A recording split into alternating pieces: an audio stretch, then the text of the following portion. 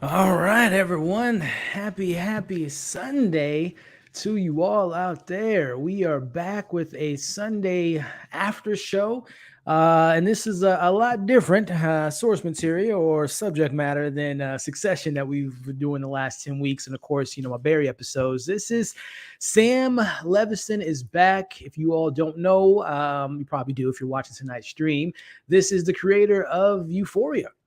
He is here with a new show that he collaborated with The Weeknd on a show about idolizing pop stars. And tonight is the premiere of the show that has a lot of people talking, mostly negatively. But here we are talking about episode one, which was titled Pop Tarts and Rat Tails. A very, I would say, subpar premiere, if I'm being honest with you, especially if you have watched a show like Euphoria, which I'll get into my thoughts about Sam Levinson here in the stream tonight. But yeah, I would say subpar at best, right? And we'll get into that here in tonight's breakdown. But before we get into my thoughts, want to welcome y'all to tonight's stream. Like I said, if this is your first time watching, I host a lot of different variety streams for TV shows and movies. And in the past 10 weeks, I was covering Succession, which it hurts my heart. It breaks my heart that Succession and Barry are no longer on TV. But we have a new show to look into, to explore, and that is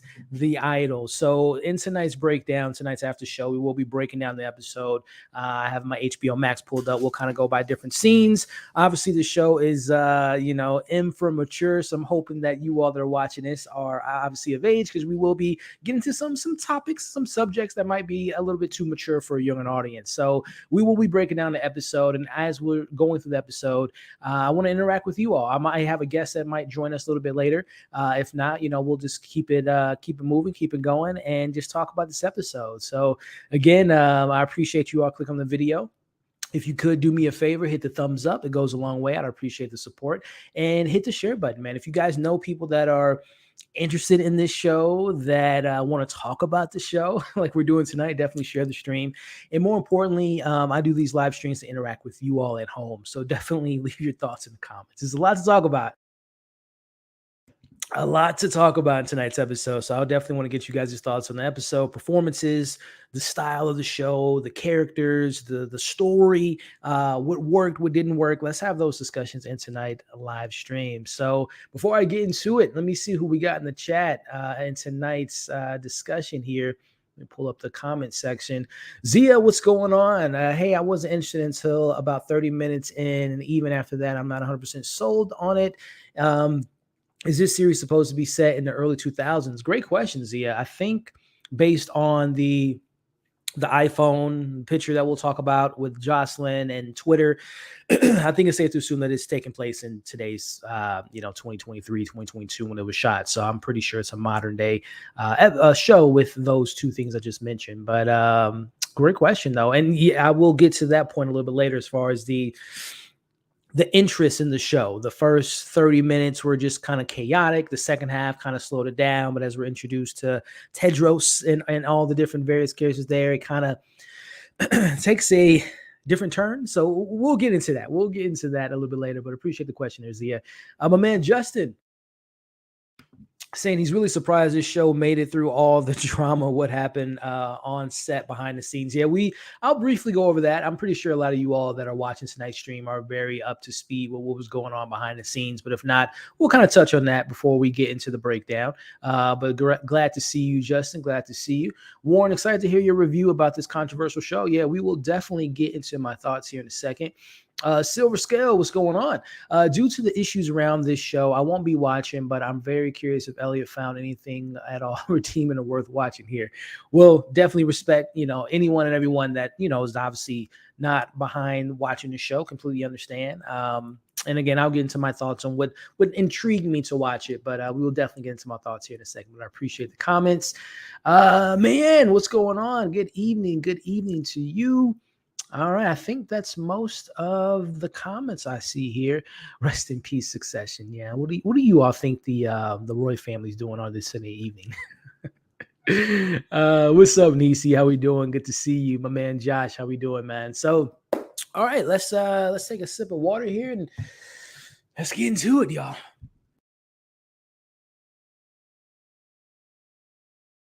All right, so we are getting into this episode here. And then, like you guys, if you were watching my Succession, I'm gonna cut these out and make it into like a review tomorrow morning. So don't mind me with my intro. What is going on, everyone, and welcome back to the channel Movie Files. Tonight we are here to talk about the premiere episode of the new Sam Levinson show by the name of The Idol, episode 1, which was interesting. We will be getting into my thoughts here in a second, but I want to know your thoughts in the comments. What worked? What didn't work? What were some things that stood out to you from a story perspective, a performance perspective, direction, narrative, all of those things? Let's talk about in the comments section. My initial impression of this series before we break it down, then I'll get into my thoughts, get into the series.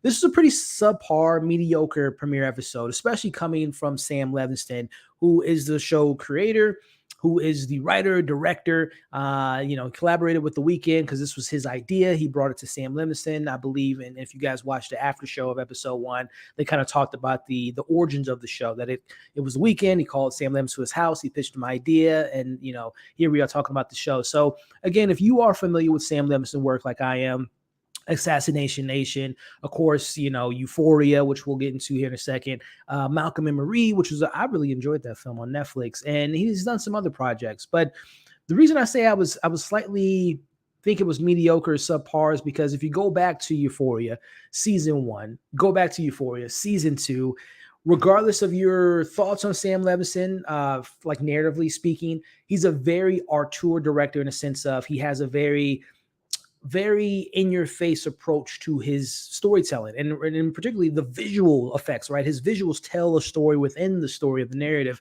So kind of on that visual note, I found it to be very flat just from a visual presentation. I didn't see anything too nothing that really caught my attention. Nothing I was like, whoa, that's a cool kind of visual representation of this idea of the characters going through, of this particular mindset they're in. So I found it flat, and visually speaking, especially again going from Sam Levinson. But then also narratively speaking, it was pretty much things that we might have seen before on, shout out to VH1 back in the day, like Behind the Music, or, certain shows or reality shows we've seen on MTV or whatever the case may be, where you have Jocelyn, who's a pop star who, if I'm being honest, before watching the show, I thought it was going to be the origins of her becoming a pop star. And then she comes across The Weeknd and, he controls her career, but she's already established. I don't know if they necessarily say how long she's been in the industry, but it sounds like she's been doing this for, I would say, at least over 5 to 7 years.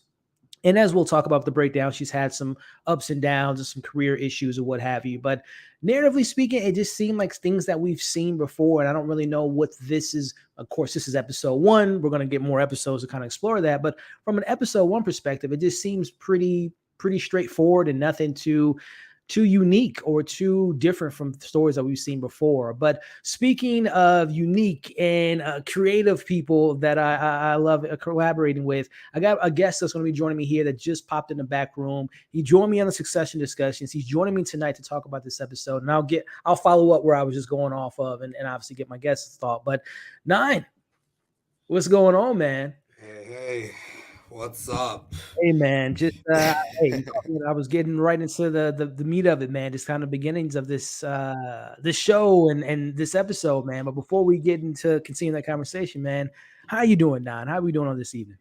I'm doing good. I'm doing quite well, actually. Had a Yeah. great weekend. Can't believe we went from Succession to this, but such is life, right? Hey man, this is the spinoff of the Discussing Brothers. We're gonna get a cameo from Greg You and got Tom interacting with I Jocelyn. don't even know if they can handle this, but Yeah. who knows?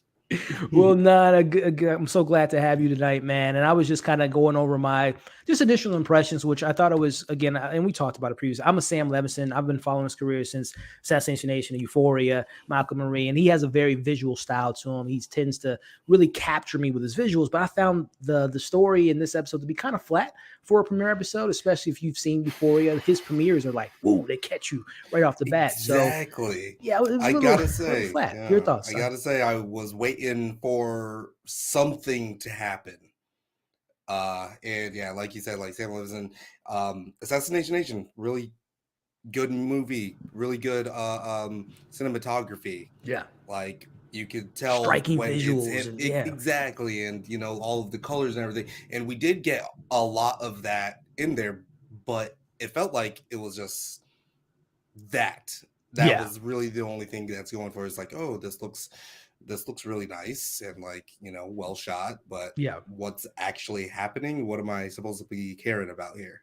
Yeah, and then narratively, as we'll talk about, it was just, yeah, not a lot going on. But, for those that are watching that might not be too familiar, I'm pretty sure if you're watching this video, you are familiar with the backstory as far as the behind the scenes. But now, in this show definitely was a show that had a lot of controversy. And you guys can look it up if you're not too familiar with it. But the long story short is, it was a female director that was going to be directing these episodes and a show running it. Some things happened behind the scenes where she kind of walked away from the project, and Sam was always a part of it from the original, from the kind of the origins of the Weekend coming to him with the story, but he wasn't as involved as he later on became to be. And as the show was kind of being made and some things got out, again, you can read the articles. I believe Rolling Stone had an article about a lot of people on the set felt uncomfortable and felt like it was coming from the male glaze. And if you've seen Sam Levinson's work, he does not shy away from being very provocative. A lot of his Right. shows are sexually driven. A lot of his movies and shows are female driven as well. And I think he shows just different sides of women. And sometimes the way he shows it can be a little bit uncomfortable for people. Hmm. And again, guys, you can look up the whole history about it, but it came with a lot of stuff. And last 2-3 weeks ago, it premiered at Cannes, and you can look up the Rotten Tomato scores. They're pretty low. At one point, they were like at 5%. I think it managed to go to 25%. Mm. But with all that being said, now before we break down the episode, just kind of where were you coming from a Sam Levinson perspective? Are you a fan of his work, and were you looking forward to this series even after hearing some of the behind the scenes drama? Well, the thing is that I am a Euphoria fan, much more season one than season two. Same, Um, same. but I do like appreciate that like he can get like pretty crazy with the plots, and it will look like stunning and like like a music video is taking place every single frame.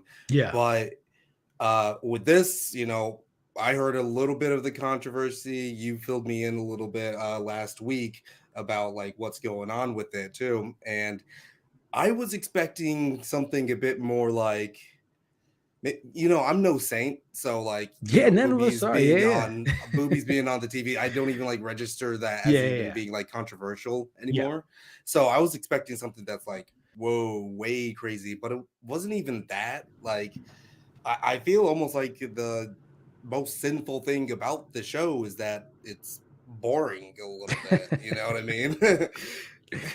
Yeah, there's definitely, and to each their own. And reading some of the comments here, there's definitely a level of a sexuality that makes people uncomfortable, and especially when it's handled in media. And yeah, I thought it was, I wouldn't say tamed, but I thought it was, from what I was hearing getting into the series, I'm thinking we're about to watch porn on HBO. It's going Right. to be Yeah. Skinemax. And Mhm. by all means, there are moments, and we'll talk about the Jocelyn and Tedros hooking up later in the episode. And, obviously the photo that got online is definitely not something I would recommend kids watching. But yeah, I thought No. it wasn't as shocking as I was led to believe. Now, of course, we have several episodes. I believe episode 2 is when they mentioned that there is a scene or two that might be considered to be very uncomfortable. But yeah, as far as episodes 1 go, and being provocative or being too shocking, they didn't really. I don't know if that speaks Right. anything that's really desensitized towards Yeah. it, but I didn't find it to be too crazy. But again, we'll get Mhm. into it here. But yeah, let us know in the chat, guys, if you are a fan of Sam Levinston, and if you've seen his previous work, and of course your thoughts on this initial episodes. Did you feel like it was too over the top? It was maybe too bland, too boring? Let us know. Let us know. But breaking it down now, we open this episode with meeting our lead character, which is played by Lily Rose. Which, I guess, first question before we get into this first scene is: are you familiar with her work? Have you seen any projects of hers prior to No, tonight's I episode? just know that she is Johnny Depp's daughter, Yes. and I was like, wow, okay. I'm just looking through her IMDb right now, and I see that she was in The King with Timothy Chalamet, Yeah, very and small role. Yeah, towards the it's back very half of small that film. because I like that movie. It looks like she Yeah. was in Tusk, but yeah, not really familiar with much of her filmography or what other things she's been in. Yeah. Yeah, she's someone that I've seen previous work on. Like I said before, I saw her in anything. I knew she was the daughter of Johnny Depp. But yeah, the first time I ever saw her was in that movie you just mentioned with Timothy Chalamet, where she played a queen, and she was like this very small scene, but it was something like, okay, Hmm. she seems to be someone that I should keep an eye out for. And from there, I saw another movie of hers. Voyagers, I believe was the name of it. Very bad movie. She was okay in it, but the film was Mm. terrible. And then there was this movie called Wolf. Essentially, it's a bunch of teenagers and people in general who act like animals. Some guy Okay. thinks he's a wolf. I think her character thought she was like a cat or something. So it kind of showed Okay. her acting chops. Yeah, it's a weird movie. It was a solid movie. I just wish it would have expanded on a little bit more of the psyche of the characters. But it was an interesting Hmm. movie nonetheless. But as far as this opening scene 9, she shows us a little bit of her range in this scene, right? Jocelyn is told as she's doing this photo shoot for her up and coming album to smile, to laugh, to be more sexual, to cry, and we're seeing, as Sam Levinson said in the after show, the manipulation of a sorts to her audience, how she can just turn it on like a switch, cut it off, and she kind of breaks out of the character when she's playing Jocelyn within this opening scene, and when cameras are rolling or done, she's just right back into it. So, what did Hmm. you think about just kind of Lily and her performance, and just any things you took away from this first scene that kind of spoke to her That character? opening scene was like, it gave me hope a little bit. I was like, okay, like I do like that, right up front. Let's see her portray all of these different emotions. It's Yeah, got that like very art noir almost feeling where like we're really getting into her psyche, and she's kind of like surrounded by all of these other, bees that are just working around yeah, her or whatever. yeah. And I did like that. And again, it's just like really, really like pleasantly shot, right? Like, and Hmm. it's zooming out, and you kind of like see more and more of her life. And I like that, like you could see like little pieces of her identity on Yeah. the table and on the shoot around her. So Hmm. like if you're not paying that much attention, then you're going to miss out on a lot of like the little character traits that are going on with her character, Yeah. or like her little bit of a backstory, because it's almost like right there all on the table as you start to zoom out. Like there's, the record, the golden record. There seems to be some like drug paraphernalia on the table. Again, Right. there's like a hospital wristband or whatever. And then Yep. she's Yep. also looking like glamorized or whatever. So like Exactly. you're like, oh, you could see like there's like a past, or she's getting over something. So I Yes. really did enjoy that first like shot, and then we kind of get a descent from there. Yeah, I mean, I could have said it better myself. Now you hit the nail on the head as far as this opening scene. Number one, as we talked about from a performance standpoint, if people aren't too familiar with work, I think within this first, 2-3 minute opening, you kind of get to see the range from, again, smiling, happy, sad. But like you mentioned, as you pan away from her, you see the chaos surrounding her, right? The, the, Hmm. the, the people, the yes men and yes women, people that are just, all the stuff going on behind the scenes. And as we'll talk about, one of her photos getting leaked on Twitter. But again, it's a lot going on. But what I focused on was Lily's performance, and it was something, it's not Emmy winning, but I'm like, okay, she's showing us there's more to Jocelyn than just a pretty face. There's more to Hmm. her than just, the superficial nature to what we come to assume of pop stars, as this show even alludes to a Britney Spears later on in the episode, and they bring up Prince a little bit later in the episode. So we have this illusion, and this would intrigue me about the show besides Sam Levinson and HBO. I used to be a big music person growing up as a kid. I don't really like engage in new music, and I guess I'm just getting Hmm. older, so like old head, all this music nowadays. But Yeah. I don't really. There's a couple of artists that I listen to that are new, but I mostly go back to stuff that I listened to when I was a kid and growing up in high school. I was Okay. never too interested in the pop era, but I still think even whether it's Jay-Z or Eminem, people I listen to, or Pac growing up, there's this kind of facade or this image that we have of them in our heads, and we kind of create this narrative in our heads. But I think what I'm going to be hopefully interested in the show is seeing what it does to a person when they have to be on, when they have to put on this front, when they have to put on the smile and pretend they're being happy and things of that nature. So I'm hoping, and again, within this first scene, I hope this is more of what we get from the character as far as just like it's an on and off switch, but what's really going on deep down with this character. Yeah, yeah, and I can agree with that too. I just wonder, like, if they're going to be able to tell that story differently than what we've seen before in the past. Right. And I'm trying to think about like other, you know, shows and movies that kind of like follow that trend, but Yeah. I'm drawing a blank right now. But we've seen it before, right? Like the other side of just the pop star lifestyle, that's, you know, complete blow up. Yeah, I feel like I'm drawing a blank right now, but yeah, there's plenty of media like that. Yeah. What do you think would be kind of like the defining factor of like making sure that it is different and unique? Well, I think one, and not saying that as you mentioned, and I can't think of any off top, but as I mentioned, opening the show, you know, the kind of behind the scenes that VH1 used to have back in the day, when you get a little bit of an idea of some of your favorite artists back in the 90s and Mm-hmm. 2000s. But I'm hoping that this show, with the influence of The Weeknd, who is a pop star in his own right, I don't really listen to his music like that. I know his like singles, but I don't really know too much about, I believe his real name is Abel. I don't really know too much of the person behind the music.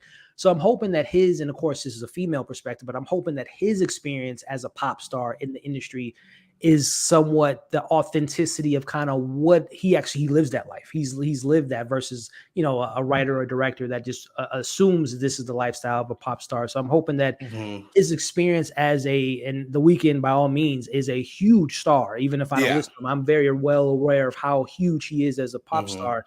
So I'm hoping that his influence in the show allows us to get that insight that we might have never really dove into with the superficial Hollywood glitz and glamour and what we assume is a pop star lifestyle. I'm hoping that his experience is somehow exposed in the show to bring, like I said, some of that authenticity that we might have never seen on a TV show or movie.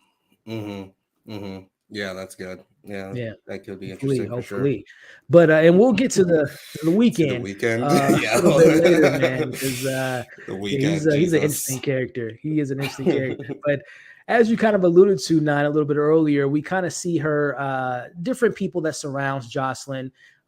Which, by the way, like I mentioned earlier, I'm assuming that she's been a pop star for a while. Not like, I think she's probably in her mid 20s, but I think that she was a young Britney Spears, you know, 16, 17, and now Right. she's like 24, 25. So I think she's been doing this for a bit. Mm-hmm. And you can just tell that all these people, we have her publicist, we have her manager, they're just there to just take everything from this young lady, right? Mm-hmm. The one in the middle, which, you know, we're big Atlanta fans, and we have Yeah, I was gonna call that out. yeah, Yeah, definitely, Alonzo. yeah, she definitely has a character. Her name's Nikki Jane Adams here. She's definitely a character that just wants to manipulate Jocelyn or take advantage of certain situations. Oh yeah, be more provocative. Give them, if she wants to show her tits, let her show her tits. Like she's She leaning into the was out of chaos. pocket. She was Yeah, going a little bit crazy with those quotes and what she used to do in the record yeah. labels stairwells and yeah. Definitely, man. So Mhm. she is, and it's just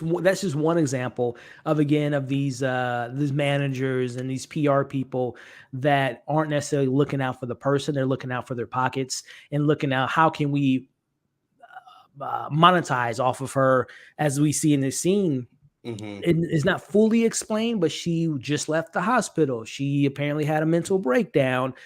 If you've had a, and again, there's, you know, this is what separates these mega stars or athletes from the normal person, is like, if we have a mental breakdown, we might be off of work for 2 or 3 weeks, but for someone that's in the limelight, they have to get back on the Go limelight. go They have go to go stay in the go. limelight. They have to stay in the Mhm. conversation. So as we see her doing this photo shoot for an album, she has, as you mentioned, her hospital wristband still on her. And Nikki's talking about, oh, mental health is sexy. Oh You know, yeah, having, yeah. you know, people that are a little bit unhinged is the it thing. Right, yeah. You wanna, it gets She people would never talking. sleep with you if she didn't have something completely Exactly. fucked up about her. Yeah. Exactly. Uh, and yeah, I mean, they're all like vultures, right? Exactly. And Yep. it almost seems like they don't really have like any real job or anything else to contribute to that, but they're Yep. going to get their check. Exactly. Now, I was getting like a little bit of a maybe this is the wrong person, but I was getting a little bit of like a Miley Cyrus type of vibe from the Yeah, I can. situation. Another artist who I know of her, but I didn't really follow her career. But yeah, the Disney. She went from Disney to kind of being a pop star, and she got a little bit like, hey, this is, you know, a little bit more Raunchy, raunchy yeah. style. But yeah, no, I can see that for sure. Oh, I'm wondering. That's another thing. To that point of Miley Cyrus, I know her dad for a while was very integral to her because I know Billy Ray Cyrus was a singer in his heyday. Right. I'm very curious on who her parents are in the show because it was a line later by The Weeknd who says to her, "Did you make this song after your mother?" I'm assuming her mother's dead or Deceased, or maybe even took hospitalized, her own maybe. Yeah. life. Yeah. So I wonder, like, if her mom was like a vulture of a sense and latched onto her daughter and made her put out the music at a very young age. And she's kind of spiraling out of control with her mother not there. And again, I don't know if her mother was a good influence or a bad influence and to her mother of it all. I wonder if her father was involved. So again, it's those little, Right. like you mentioned earlier, a little subtle character moments, little line here and there that gives you a little bit of the backstory without fully telling you everything in the first episode. That makes you a little bit intrigued. Like, oh, what's going on there with Right. the family situation? So very curious to see where we go there. But we now again, if you all follow Sam Levinson, especially Euphoria, it definitely is a show that doesn't hesitate to show ass and titties and penises and very very provocative show. Yeah. Good I luck trying to find a screenshot Yeah, to I'm gonna show yeah, the yeah. audience I will here. definitely be watching those screenshots. But I found this to be almost a meta moment from Sam Levinson because there are moments in the show, or at least from the outside perspective, that people criticize Euphoria about the like Sydney Sweeney, for example, especially in season 2. She was naked the whole season. Her Yeah. boobs were out like almost every episode. Hmm. And I know after the pandemic, there was like people wanted to have like intimate coaches on sets for people to not only feel, number one, with the social distancing, but with sexual scenes to make sure that the artists and the actors are comfortable with whatever sexual scene that they're, involved with. And I don't know if this is a meta nature here with this intimate coach who's telling the team and telling Jocelyn to slip the nip or keep her nipples inside because right now this shoot isn't meant to be as provocative as an older work. So I don't Hmm. know. Now, did you take anything away from I don't know the intimate coach and that whole scene? And again, her Yeah, whole team's like, it's no, let her be who she right. wants to Like be. he probably had to trap a intimacy coach in a closet once or twice throughout his career. Throughout Euphoria. Yeah, throughout Euphoria, and it's just like, no, Yeah. we're gonna do this. Yep. This is happening. But yeah, I mean, he seems to be very much aware of like the reputation that he has within Hollywood these days, Yeah. and uh, he's rocking with it. But I honestly think that this may be like where people are like a little bit too. I can't even say that like the intimacy or like the nudity is like overly too graphic or something Yeah. that we Yeah. haven't seen Yeah. from him before. Yeah. But again, you got to have the content, the quality of like the storyline to really grip people where it actually justifies it, Mhm. or else it becomes like a kind of lame porno. Yeah. Yeah. Yeah, no, that's a good point, man. And to that too, as far as like the kind of on the I guess from a pop star and movie stars that the sexual content, I know a lot of people, sex is very uncomfortable for some people, right? In some countries, it's Hmm. like, this is, it's part of life, which it is. I've Hmm. never, and this is, speaks when I was a kid, I was watching horror movies and stuff like that when I was just so young, which I shouldn't have, but, I think I turned out okay. But, then, the conversation as far as just kind of the sexual side of how we sexualize pop stars and actors and actresses and we hold them on this pedestal where we only see that side of them. Hmm. And I think it kind of, again, going back to the scene, Nikki, her manager, is just again manipulating just that, you know, playing into her hand is like there's more to, and even Jocelyn says a little bit later about the superficial nature of her music. There's more to her than just the sexual side of her. So again, it's going to be really interesting to see how they play into when she's going to realize that her people are taking advantage of her and she's more than just eye candy or what have you. So I'm really intrigued to see where that side of the show goes and how it handles that side of it. But Hmm. I think this is one of the first moments that the show when you're like, oh, okay, because I had heard briefly about what the one of the I don't know shock I didn't find it to be that shocking, but the Hmm. moment of the show where you're like, oh, okay, this is where we're getting a little bit, maybe a little more Right. edgy. So is a photo hits the internet on Twitter. So a leaked photo nine of Jocelyn being very, let's say, intimate with someone, and they pleasure themselves on Jocelyn, to say the least. And the words out there, and of course, the first thing that came to my mind now was, the whole, Kim Kardashian. I think they even mentioned it in the scene, Yeah, right. and how it can Kim be Kardashian's a handled. billionaire, right? Yeah, yeah. Yeah. What did you think about, I guess, this central point, this theme, or not theme, but this plot point of Jocelyn, a very vulnerable moment of sexuality being out there to the public, and how the team was trying to handle it? Well, first I do want to call out Beatrix Poe in the comics because she they actually heard your little portmanteau there when you said the male glaze instead of the male gaze. And yeah, so but yeah, I think both work. The male glaze is definitely the subject of tonight's conversation. It's the inciting incident of the whole show, Yeah. episode one. But yeah, I was a bit curious about like that whole thing just because it seemed like um it almost seemed like she purposely put the picture out there. That's what I was going to ask you next. Would you think it was a purposeful Hmm. leak? But yeah, go ahead. What were you going to say? Go ahead. Uh, no, no, I mean it was just kind of like a little wild because I feel like it's so we hear about it so much with like all different pop stars or whatever. It almost seems like a non-issue at this point. I mean, you can damn near say that it's like oh, it's an AI generated image right now and probably just Yeah, like get away that's with very that true. too, right? Yeah. um but it didn't seem like the character themselves, Jocelyn, was actually very affected by it. And that she may have been like just putting on an act, and feeling something more internal, but I don't think we saw that either. So I'm really interested to know if that's like even going to be a thing that gets followed up in the future, or if we're Yeah. going to like learn about like whoever leaked it, or if that's going to be a significant part. Our friend, Yeah, her Rachel friend was Sennett. like kind of like my favorite part of the show, to be honest. Yeah, which I mean, let's just talk about Rachel Sennett, who Mhm. hit the scene a couple years ago with an independent film that hit the circuits. Shiva Baby, I think was the name of it. And she was recently, and I didn't really like the film, but she was a highlight. Bodies, Bodies, Bodies. She was the best part of Okay, that film to I me. still But need to check that out now it too. was okay. I didn't really like it, but that's another Yeah. conversation for later. But Okay. Rachel Simmons, she plays, like you mentioned, her best friend. She's the assistant. I believe her name was Leia, if I'm not mistaken. But yeah, she definitely brought the comedic relief. And to that point, now I'm wondering if going back to if Jocelyn leaked it purposefully, do you think, I don't know, her friend who seems to always try to look out for her later in the Hmm. episode when she's trying to get her from the weekend, and telling her she has to be at work at 7 a.m. She's trying to get her Hmm. water at the club. Do we think that her best friend is someone that is, I don't know, taking advantage of her as well? And maybe she leaked the photo?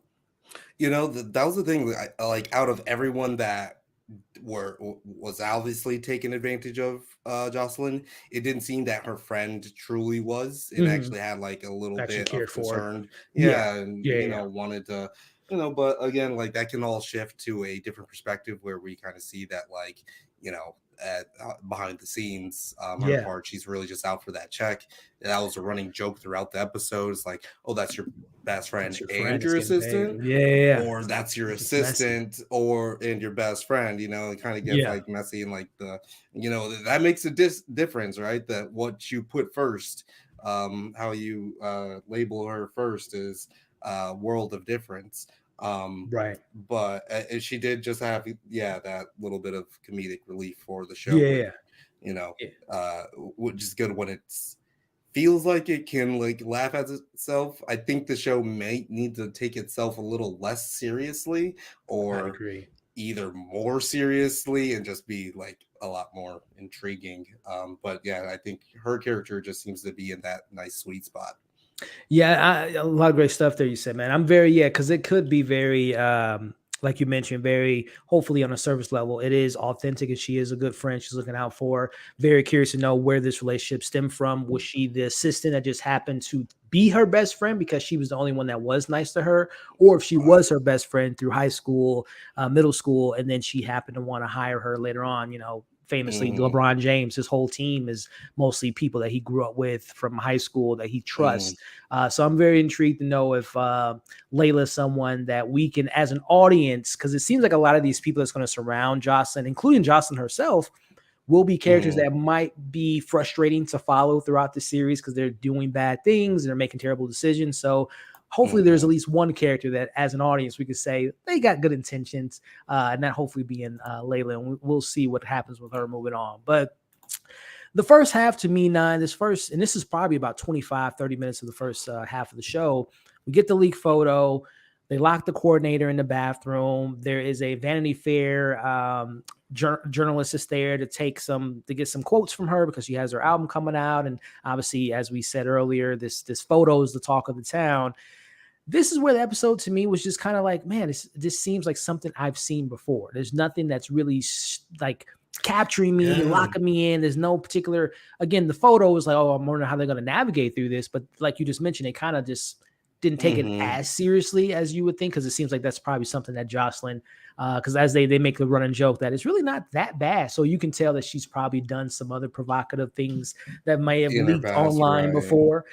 So it was kind of just like a Tuesday for them. But yeah, this first half to me, and then we get the dance sequence where she was kind of not hitting the marks, and her friend, another friend of hers, the backup dancer, who I believe is I think she's actually like a famous pop star internationally. I think her name's like Ginny or something like that, or Jeannie. But yeah, what did you think about like this first half? Now, was that from Blackpink? I Blackpink figured is she was actually from like some very popular K-pop K-pop band or something. band. Yeah, yep. Mm-hmm. So I mean, what did you think about again all that first half stuff from her, and then her turning on like a switch? She was able to hit the notes and dance and show everyone that she's not a screw up. And Eli Roth comes in randomly, who I think his films are pretty terrible. But what did you think about this first half so far, man? I was like, okay, when is something going to happen? That whole time, right? And again, like the sexual provocativeness of that whole first half really did not entice me, or like it didn't like offend me when I was hearing about like, oh, this show is going to be like offended. I was like, almost like, okay, like offend me, make me feel like something. But I didn't get any of that really from the first half of it, so I was just kind of like waiting for something to happen. But it just seemed like a kind of setting point for us to get introduced to all of the main players in the show. To and have people kind of like focus, meet up, kind of try to navigate whatever this new image is. And now we know who's in the show. I couldn't agree with you more, man. Like, again, not trying to compare it to Euphoria, but I think of season 1, episode 1, the premiere, and when we met Rue for the first time, and how it was so dynamic, and you're just like, wow, this young Zendaya, number one. Talk about Disney earlier, someone that we've only, prior to Euphoria, we've never seen Zendaya in that light as far as more mature content. It was always kid friendly or Spider-Man or things of that nature. But then when you see her a drug addict and she's climbing on the walls, it was just like, this show is these teenagers. I never lived like that when I was a teenager, but it's so interesting. Like, where is this going? Like you just mentioned, this first half was just so like, this is this character, this is this character, and it just appeared to be very flat to me. And again, I know from again, watching the behind the scenes of this first episode, it seemed like there was a lot going on from behind the scenes as far as how they captured it. They had like 3 cameras rolling. It was like very fast paced dance sequence, conversation about her career, the Live Nation Eli Roth character. Like, there's a lot going on, but there's nothing that's like intriguing me besides, like, again, the hook was there's a photo out there of her having someone's, having that picture out there. Yeah. So I'm just like, what's nothing's grabbing me in this first half besides, again, that first scene with her showing so many different sides of her. But besides that, man, nothing was really capturing me. Right. Like, if you're really into like choreography, then that was pretty good. smooth. And I was just like, okay, there's like some skill going behind all this. I was like, okay, it does seem like they, she can like really dance or whatever. And like, they actually did practice that, and they got her into like idol form or whatever. And I Right. was like, that's kind of interesting, but like, you know, it's just rehearsal or whatever. You're So right. I'm not Right. like, and what we don't really know who any of these characters are. So I'm like, Yeah. oh, okay. So she just needs to perform well at rehearsal, and that's going to be like something that needs to happen. That's going to be like a win for her. I just didn't really care. Yeah, and then that's the thing. And shout out to any Eli Roth Really raw. fans out there. Again, I'm not a big fan of his direction, but neither here nor there, man. Yeah, like you just said, I think what I was hoping to get from that opening sequence was just more of, I guess, focus on Jocelyn, and I guess just kind of, I guess, pilling myself from how I wasn't engaged, but I guess from what they were trying to go for. And I think you even said it earlier, Nine, was it just shows you a slice of her or of her life. This is Hmm. probably an everyday thing. Photo shoots. There's a leaked photo out there. They got to put out fire. She has to prepare for, her tour. She has an album coming out. There's a single coming out. So it just kind of shows you again how this is for a normal person. You would rip your hair out if you had all these things going on at once. It's hard to imagine someone keeping their head on their shoulders, Hmm. but we're seeing Jocelyn just kind of rolling through the motions. She seems pretty numb to the league photo. She seems pretty numb to not hitting the dance choreography. Like she knows she can hit the marks when she needs to. So I guess it Hmm. does speak to how she's on kind of autopilot at this point of her career, where if this was a first time artist and if it was a leaked photo of them in a very intimate moment, it could be career ending. But for Jocelyn, she was just like, oh, it's not that bad, right? So Hmm. maybe that just speaks to, again, where she's at in this career, which, again, I was under the assumption that we were going to see her from her origin story. Like this was like first single, Yeah. first album. She just Right. hit fame off of this thing, but we're in there, we're in it. Yeah. So it's going to be She's interesting to already kind of famous. get those So it's like layers we're in our defined. comeback phase, really. Exactly, exactly. Which, And yeah, could be interesting for yeah, sure. yeah. But again, as we don't know what like her bit of like fall from grace was, Correct. and Right. we're still trying to figure that out, it's just like, oh, it just seems that she's just in between jobs right now. And Yeah. but hopefully, we do get like a lot more substance with her character and what exactly, her what she's trying to accomplish. And we'll be getting to that a little bit Yeah. later, I guess, Yeah. because we still need to get to our guy. Yeah, yeah, we'll definitely get to Mr. Blade a little bit later. But checking in with the chat here again, we got 65 people watching. Appreciate you guys tuning in. Let us know what you guys thought about the episode. Thumbs up, share, comment. If you guys could, I really appreciate that. But yeah, I'm just reading some of these comments here. A lot of people are happy to see Dan Levy, who I've never seen Schitt's Creek, but I heard it's hilarious, and I've seen him in other things. Have you ever watched Schitt's that show? Creek. Are you a Schitt's fan of Creek his? is really funny. I haven't seen Yeah, like all of the episodes, but whenever I like catch it, that when it's on, it yeah, always catches your attention. Yeah. it's a funny show for sure. Yeah, no, he was. I'm hopefully he gets more to do later in the season. I think this is going to be a really interesting journey, showing how deep. That's fun. Yeah, and you know what? Going back to your point, this was a comment from Stress responding to Silver. I am intrigued to learn again the little backstory of what it was that fell from grace. What was it? The death of her mother?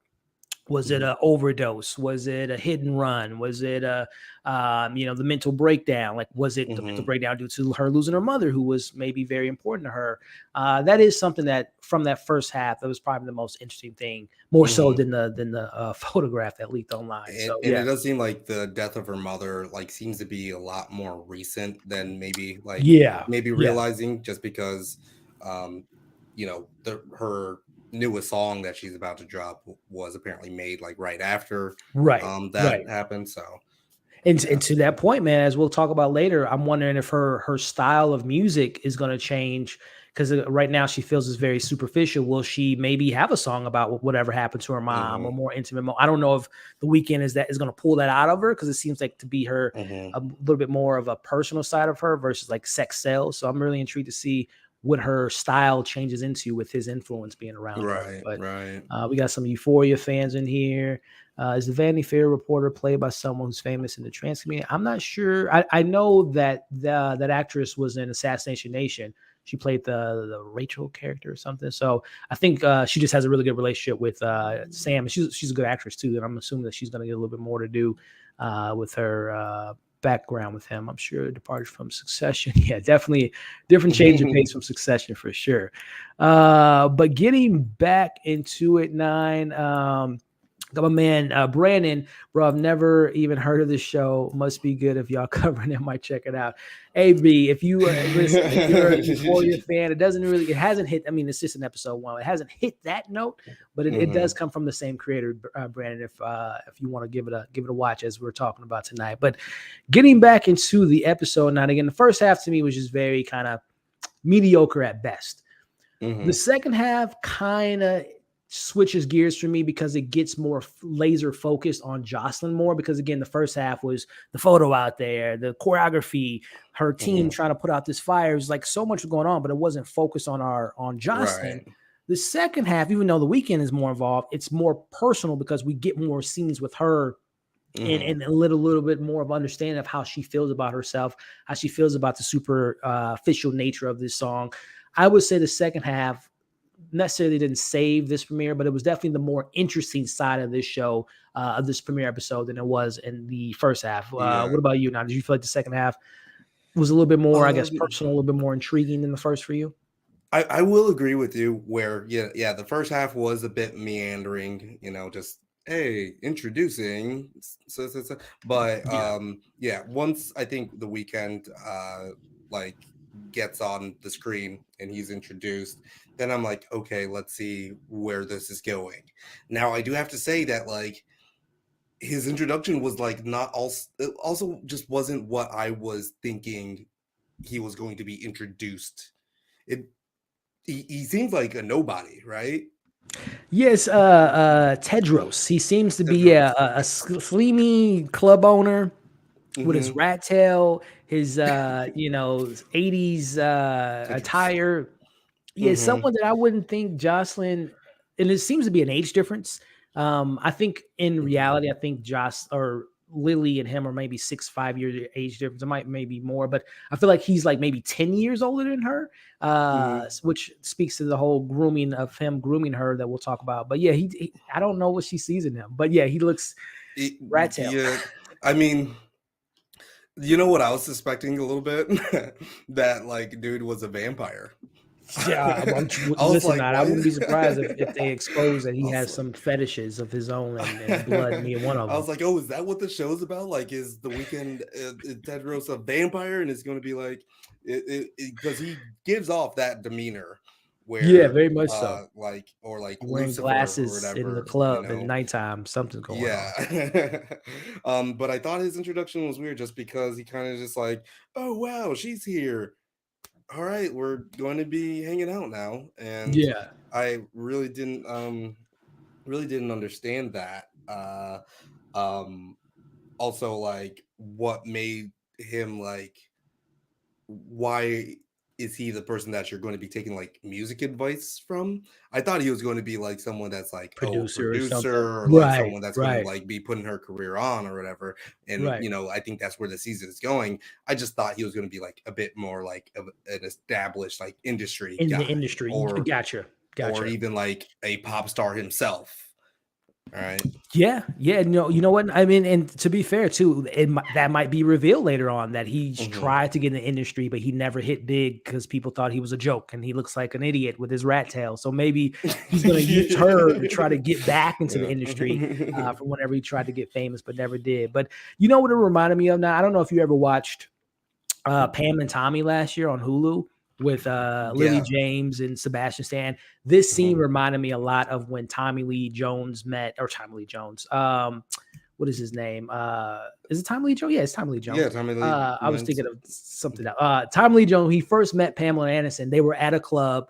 She was at the height of her career with Baywatch. He was at the height of his career with his band, and like how they just Mm-hmm. met each other. It was just kind of like, meant The to stars be. aligned, yeah. Yeah. So I don't know if this is a similar situation here, or going back to the manipulation and friends. Her dancer friend was the one who's like, let's go out to this club. She was like very specific about going to this club. So I wonder if Mm-hmm. like this was all set up, because as this scene is kind of going through and there's the sexual tension, he wants to dance with her. There was some random, again, going back to Euphoria, that character named Mouse the drug that had the fentanyl and gave it to Rue in season 1. When she was mm. the guy, it was a guy that looked similar to Mouse. He had like a tattoo on the back of his Yeah, head. yeah, right. He was watching her best friend Layla, which makes it seem like this was all like a targeted A situation. little Like bit it was purposely, orchestrated, yeah. right? Like we're gonna get her at the club. I'm gonna shout her out. I'm gonna make it seem like she's the only person in the club. I'm gonna give her bottles of alcohol. It Mm-hmm. seemed very purposeful. Now, did you Like get this that is similar? my chance, and I'm going to like dig my claws in Yep, and that's what yeah, I got put her from on the this. spot a little bit. I Yeah, thought it was going to like go like a different way, where like they were going to like he was going to like slip something in her drink or something like that, or like yeah. do something like that. But it seemed like you don't know, he just like was bitten game, looking like hustle and flow with that assistant pimp ass haircut. Mine. Yeah, man. Super slick back. That's a good one. That's a good, that's a good one. That is a very Terrence Howard appeal or Yeah. look to him. Maybe that's he was inspired by him. Right. But no, yeah, I do think it might be revealed that this was an intentional connection between two. Now, whether that was the dancer friend, or if that was maybe her best friend or someone else entirely that might have orchestrated this whole thing to make sure she Mm-hmm. was there at the right time and this, that, and the third. But yeah, and this is the character here who I was referring to, who's kind of looming in the background and watching the Lila character from afar, like almost like keep an eye on her best friend, because like you mentioned earlier, Nine, right now it seems like Layla's the only one that cares for her. So maybe they Mm-hmm. knew like we need to get her away from Jocelyn for I Everyone can else. sleep in and make my Mm. moves. Right. And what did dude have on his the back of his head? What was that I was tattooed on trying the to back of find his head? a screenshot of it. I think it said like something life. I can't. I'm gonna see if I can find Life it. is sad Life or is something something. like that. Yeah. I I forgot. don't know if I can find the actual shot, but yeah, there's definitely something. I mean, no disrespect for people with tattoos on their face or their heads, but I always have I'm like something more to you than just a tattoo. What Right. makes you get Yeah. so Just a something's little. going on up there. But as this scene is going on again, they're on the dance floor, they're getting very intimate, and things are kind of working to his advantage. Tedros, and he's hitting the marks with her. She's very kind of interested in him. I don't Mm-hmm. know if it's the rat tail. I don't know if it's the persona. I don't know if it's just the simple thing as giving her attention, as we might find out from mm-hmm. Jocelyn. She might just any attention that you give her is something that she appreciates, because maybe she's so like, I don't know. You would think a pop star gets all the attention in the world, but maybe it's just the attention from certain people that intrigues her from him. But I'm Mm-hmm. very surprised that she would be interested in a man with a rat tail for a hair Yeah, design. I mean, But she called it out too. She was like, yeah, "I never hooked up with anyone with a rat tail," and he seemed offended yeah, too. Like it's like, no, that's what you would call that a little bit. exactly, exactly. um, Yeah, that It's was really interesting. So yeah, I was wondering, yeah, exactly what it was about him, or like about the introduction that just kind of like didn't sit right with me. It felt like yeah. a lot, like way too spontaneous, to fit into the story the way it did. But now Mm. that you're mentioning that, like, yeah, it could all be a setup. That yeah, you might be onto something there. Yeah, we'll see, man, because he definitely seems to be very, very calculated in his approach. As we'll see later on, he's looking in the mirror, taking a little coke, getting, making sure he's looking, on point when he talks to her. So it's very deliberative, very, very intentional the way he's approaching her and making it come off like he's the way to. And this is just the him almost grooming her and targeting her. He was saying the right things, right? He was playing into her ego. He was playing into the idea of like, you're a pop star. You should be having more fun. You're seeing, Mm-hmm. he's really leaning into her celebrityism, and again, playing into, you would imagine celebrities, they might get full of themselves every now and then, but they like to feel themselves and to hear how awesome they are. So he's really playing Mm-hmm. into her hand and putting her on his pedestal, and she's really leaning into it. I think that she also, not to put her completely off the rail, I think she enjoys that attention as well. Like she's very Yeah. much so playing into it because she can have anyone in the world, Yeah, but honestly. maybe like it's because it's coming from someone just outside of her sphere a bit, Right. That's a like, good or point. outside of her like comfort zone or Yeah. whatnot. Yeah, But yeah. again, because we are lacking so many details about like what her character motivations are, it's really hard to pin down about like why this is going to be a team that works at all, or Right. like what is it that he saw in her that would, you know, Right. even really, it seems like he's, I can't say that like he's just like a bum or whatever. Like he seems like he's doing very well for himself, right? Like he's got Yeah. his own club and his own people or whatnot. So it's like, what is it exactly that's bringing these two together for this pairing? It's a good Um, point. and it's still a mystery right now. Yeah. Is it going to be a mystery that's going to intrigue us for the whole series, the whole Right. season? That's the I don't question. know. Like Yeah. we're going to have to see a very solid second episode Yeah. for this to for this to be a thing, I think. I agree. I agree. And I guess to the character and Weekend, the only thing I've ever seen him in from an actor perspective was um, the Adam Uncut Gems. Sandler Conjibs. Yeah, he was in. I mean, Mm. he was in the He film was for like like two barely in seconds. that. Yeah, he was Yeah. just playing himself. So Hmm. I guess my next question for you is Nine is how did you feel about Mr. Abel's performance as this club owner slash vampire a connoisseur? Like, what did you think about him? Did you get the, as people are saying in the comments, the scammer vibes? Did you feel like he had a good game playing up to her ego? What did you Yeah, think I about his mean, performance? I think he actually did pretty good. I think he did like on par with everybody else, right? It didn't seem like he was completely coming out of left field with his performance. Yeah, yeah, It's just that the character he plays is in left field. yeah.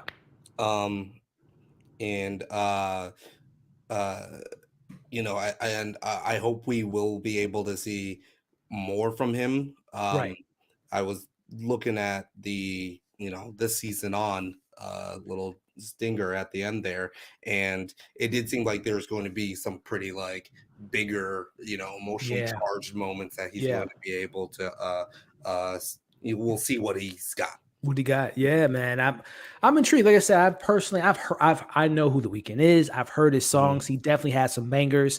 But I don't know much other than the singer. So I'm very curious to Mhm. know what he can bring to the table with this character. What else, as Mhm. we talked about earlier, was he a failed artist? Was he a manager of someone that didn't make it big and he's trying to make his way back into the Mhm. sphere and be maybe the producer that he thought he was or the artist he thought he was, and he's using Jocelyn as a key to get into the door. So yeah, it's gonna be interesting. But to answer my own question, I thought he was fine. He didn't like, I wasn't like, oh snap. We got to Yeah, get Abel in more movies and shows. This dude got right. that it factor. He didn't It really do wasn't that like a for me. breakout Yeah, performance or whatever. I was just yeah, like, oh yeah, he doesn't seem out of place, and he's exactly. holding his own here. He did his Just job. He came yeah. in to be this creepy scammer. He definitely gives off those vibes, and I thought he did a well enough job to make me say there's enough meat on the bone to say, okay, I see you, Weekend. It'll be really interesting to see Hmm. what they do with him moving forward. But speaking of interesting, Nine, and I talked about earlier as far as screenshots, not to get the stream pool, but it is a moment that shows us a little bit of Jocelyn's character, that she isn't as maybe, and not that she was never posed to be innocent, but we get a scene that speaks. I mean, it is, again, trying to take what are they trying to do in this scene? Is it just to be provocative? Is it meant to make you uncomfortable? Is it meant to be to get you on edge? Or is there a story being told? So the Hmm. scene nine is we see her after the club. She, her and The Weekend were, having fun in the hallway, and her friend was kind of being a cock block, whatever, and things Hmm. ended on a hot and heavy matter. But it left Jocelyn kind of like, well, I'm a little excited. Before I Right. go to bed, let me go ahead and pleasure myself. And we see Yeah. her pleasuring Yeah. herself now. But in this moment, it's a character moment because it seems she's choking herself as she's doing it, which again, for Mhm. some people are probably like, because I even put on my notes like, okay, what is this scene saying? Is it just to be Right. like, let's be provocative and show her Yeah. masturbating while choking herself? Or is there like, no, there's something more to Jocelyn? Like, why, like, she's Hmm. choking herself. She seems to maybe, when we found out she was in hospital earlier, the mental break, did she put herself in the hospital? Is this her Yeah. way of pleasuring herself is having pain being inflicted on her at the same time. So Yeah. again, it could be surface level, like, oh, this is a little edgy here, getting a little hot and Right. bothered, or is there a character moment going on here? Your thoughts on, and who would have known on June 4th at 10:19 we'd be talking about the depths and the analyzing a female Right. pushing. I gotta say, I would say that this probably made me the most uncomfortable.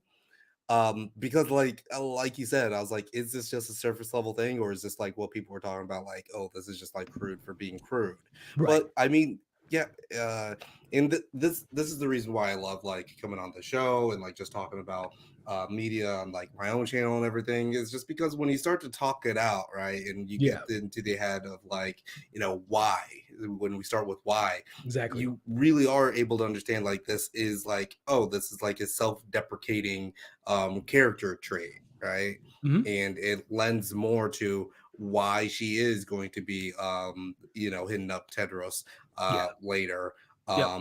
And what about it is that like, would have even compelled her to like take that photo or Yeah. have it out there somewhere. Right.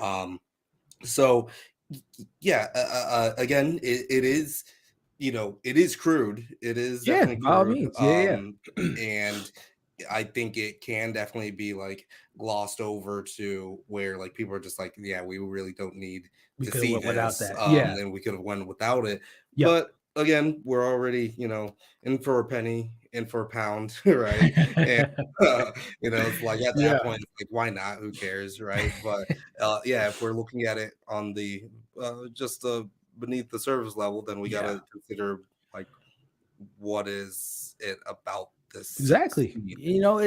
It's art, right? Everything Mhm. can be looked at as art, and obviously some art doesn't work for some people. Some art feels to be crude, like you mentioned, or too provocative. But like I said, when I saw it, I'm like, okay, this is what people were talking about being uncomfortable. But then again, I thought about the moments of her, again, the hospital thing, the mental health aspect of it, her maybe attracting herself or gravitating herself towards these people that aren't meant for her, or doesn't mean that means to do her harm. But I think this scene just kind of shows you that she is not innocent. She is not a Mhm. virgin. She's not, someone Mhm. that's you're the hero per se of the story. She has an edge to her. Mhm. She has kinks. She has sexual Mhm. preferences as she prefers to deal with. And I think this kind of speaks to that. And we see this again, this kind of strangulation is something that gets her off, Mhm. which again speaks to the whole idea of like she likes to have this with this pleasurement, that she likes to feel pain while pleasuring herself. And again, we'll see that maybe later in the show, that whenever she does have these high moments, that she has to find a way to bring herself down or to hurt herself. And you mentioned something there that I'm finding interesting. It's like, is she the hero? I think you just said. Yeah. Yeah. And I'm like, yeah, like again, yeah, are we rooting for her really as an audience member? Are we even supposed to be taking this episode like Right. to where we're rooting for her? Like who? Yeah. And I don't feel that. Like I don't feel like I really care about like what her successful Yeah. motivation would be at this Yeah. point. Right. Right. And I think that's probably what is failing about the pilot for me about Yep. this first episode, is Who's that I'm that like, character to root for? yeah, I'm like, Yeah. do I care really about Right. what's It's a going great to point. Nine. happen? It's a great point. It almost makes me go back to the whole hospital wristband thing. Like if we would have maybe opened the show with her getting out of the hospital, like going back Mhm. again, I hate to bring up Euphoria, but one of the hooks of Euphoria was seeing Rue destroying herself. But when she came out of the rehab, and when she Mhm. saw her sister, who we know her sister was the one that found her, almost that killed herself, Mhm. you're introduced to the character at a very vulnerable point in their life. And now you're like, regardless of what they do for the rest of the episode, the rest of the show, as an audience member, you're like, man, I just want to see this person win, because man, we saw them at such a low point, and Yeah, hopefully we can see them come out of we it. want But them to get better. exactly. But Exactly. we open this Mhm. episode with her at work, right? And just going through the Mhm. motions. And there's really nothing like that's the only thing that was interesting again was the whole idea of like what's going on with the hospital situation. The whole photo thing just seemed to not bother her at all. Like, is she at a mental spot where she just, things are not phasing her, and she's looking for a Talos, or looking for someone that can disrupt her life, because she just needs that right now, because she's feeling like Right. at a low point. So Mm-hmm. yeah, they could have done it where they could have hooked us in to make us, which again, it is a trope to have the empathy card being played by the audience. It's almost manipulating the audience. Like, this is your entry point to the characters, to feel bad for them. So now, even if they do terrible things, you always have that in the back of your mind. Like, well, damn, Rue, I just want Rue to win because number one is Zendaya, and we all love her. But then it's like, you met her when she was a baby. Her dad died of cancer. She's a drug Right. addict. She's a Yeah. teen. She's going through a lot, and Yeah. it gives you that sympathy card. But I don't know. Yeah. Maybe it was another way to introduce us to Jocelyn, to make us root for her. Because like you said, man, I wasn't necessarily in this episode like, yeah, Jocelyn, get yours, go girl. Yeah. Right. Yeah. And with her whole like music career and everything, I'm like, yeah, she seems to be like doing fine. Yeah.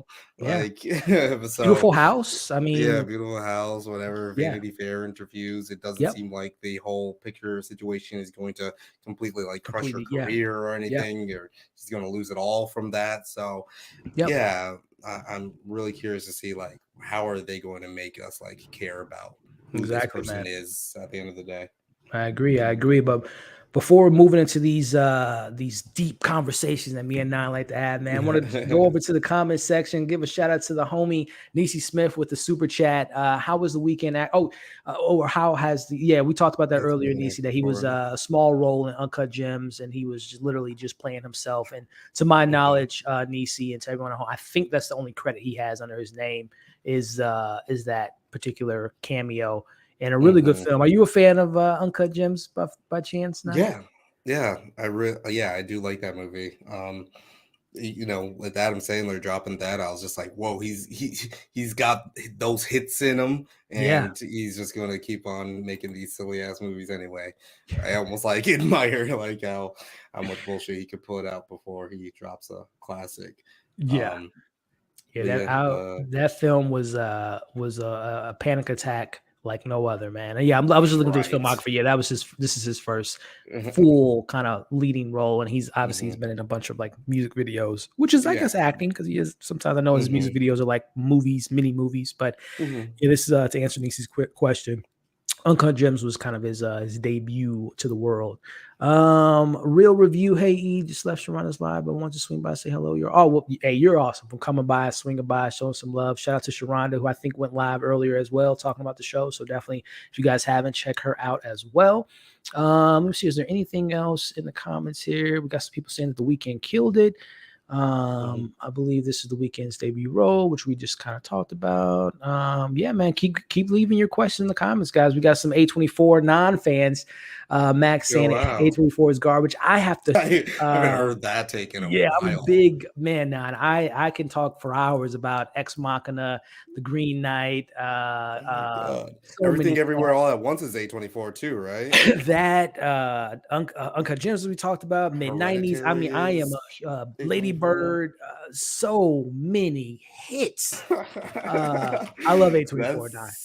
I love A24. The thing I love about them, because listen, to be fair to Mac, not all their things are meant for everyone. Like, and that's what I love about A24 is expect the unexpected. Like no A24 film I've ever seen has never just been a straightforward narrative, A to B, stereotypical character. All their movies and shows to me are just like always bending the rules and the boundaries of storytelling. For me, they're my favorite. Them and Neon are my favorite kind of like indie studios out there that put out just some of the best work. But hey, respectfully, Sean, I respectfully disagree with you, my friend. But shout out to Sean with the hot take there. I'm just going through like A24 movies right now. Yeah, there's a lot, man. Yeah, they're like one of my hits. Yeah, man, bangers after bangers.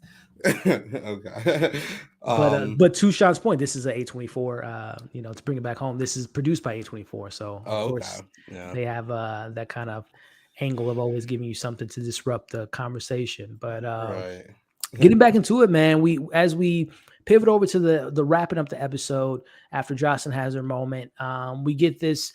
I don't know if it was a small scene, but again, as you mentioned earlier, Nine, the moments of Jocelyn and her controlling the narrative when she's talking to the journalist from Vanity Fair, and the journalist is a fan of Jocelyn's. And she kind of ends the interview and just say, "Hey, I don't supposed to say these things, but I'm really rooting for you, man. I'm a fan of your work." And she's like, "No, put out that narrative." She cuts the recorder like, Yeah. "Put that out there if you want, Yeah. if you want to be like, It's to show like, the I will side." never say this in front Yeah, of everybody, but I think you're great and you're cool. It's like, well, yeah, it's why like, did why you have would you to say that? stop the why do you have to stop the recording to say that to Yeah. me? That's a little bit crazy. It is, and it just speaks again. We talk about all these artists, and I think of Will Smith, for example, that the slap that went across the world.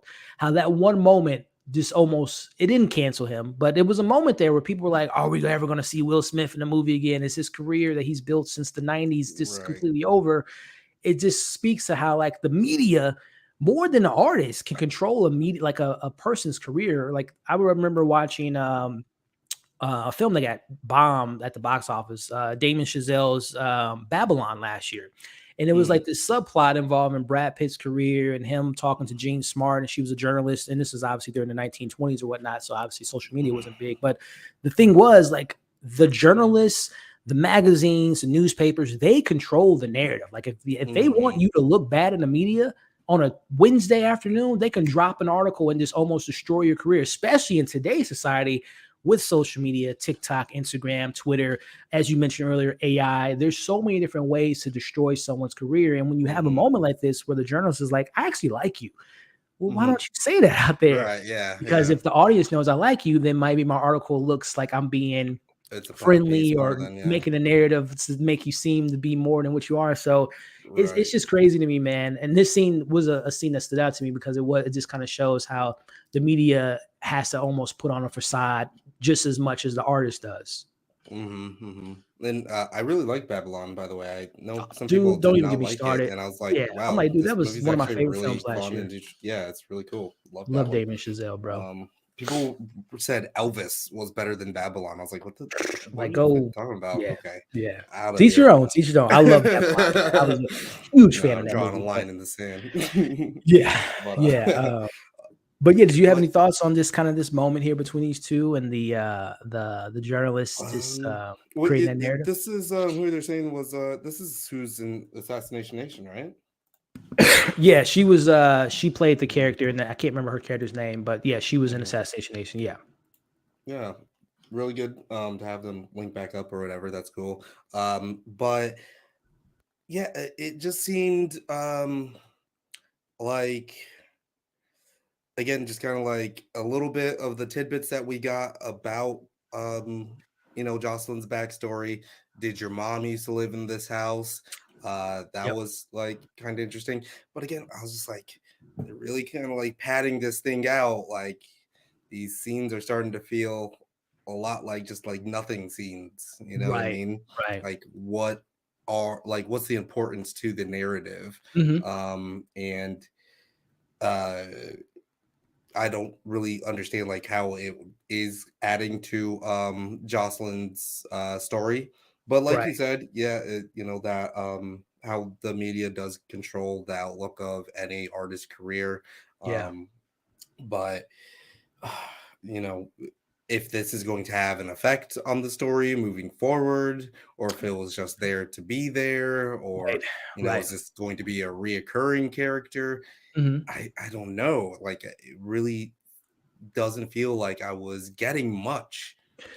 Yeah, besides the, again, like you just mentioned, if this Vanity Fair artist who's pretending to, or I don't want to say pretending, but assuming that she is a fan and she respects her and hopes she wins, but then later in the season she writes this nasty article about her. It's like, wait a minute, I thought we were cool. I thought you respected me, this, that, and the other. So maybe it will play into the idea of like you can never trust anyone, and how Jocelyn's just kind of like when she's interviewing her, she's not like giving her full life story. She's just being very surface level because she probably knows these media players are vultures. If I say one thing, they're going to spin it on me and make it. I mean, how many times have we read?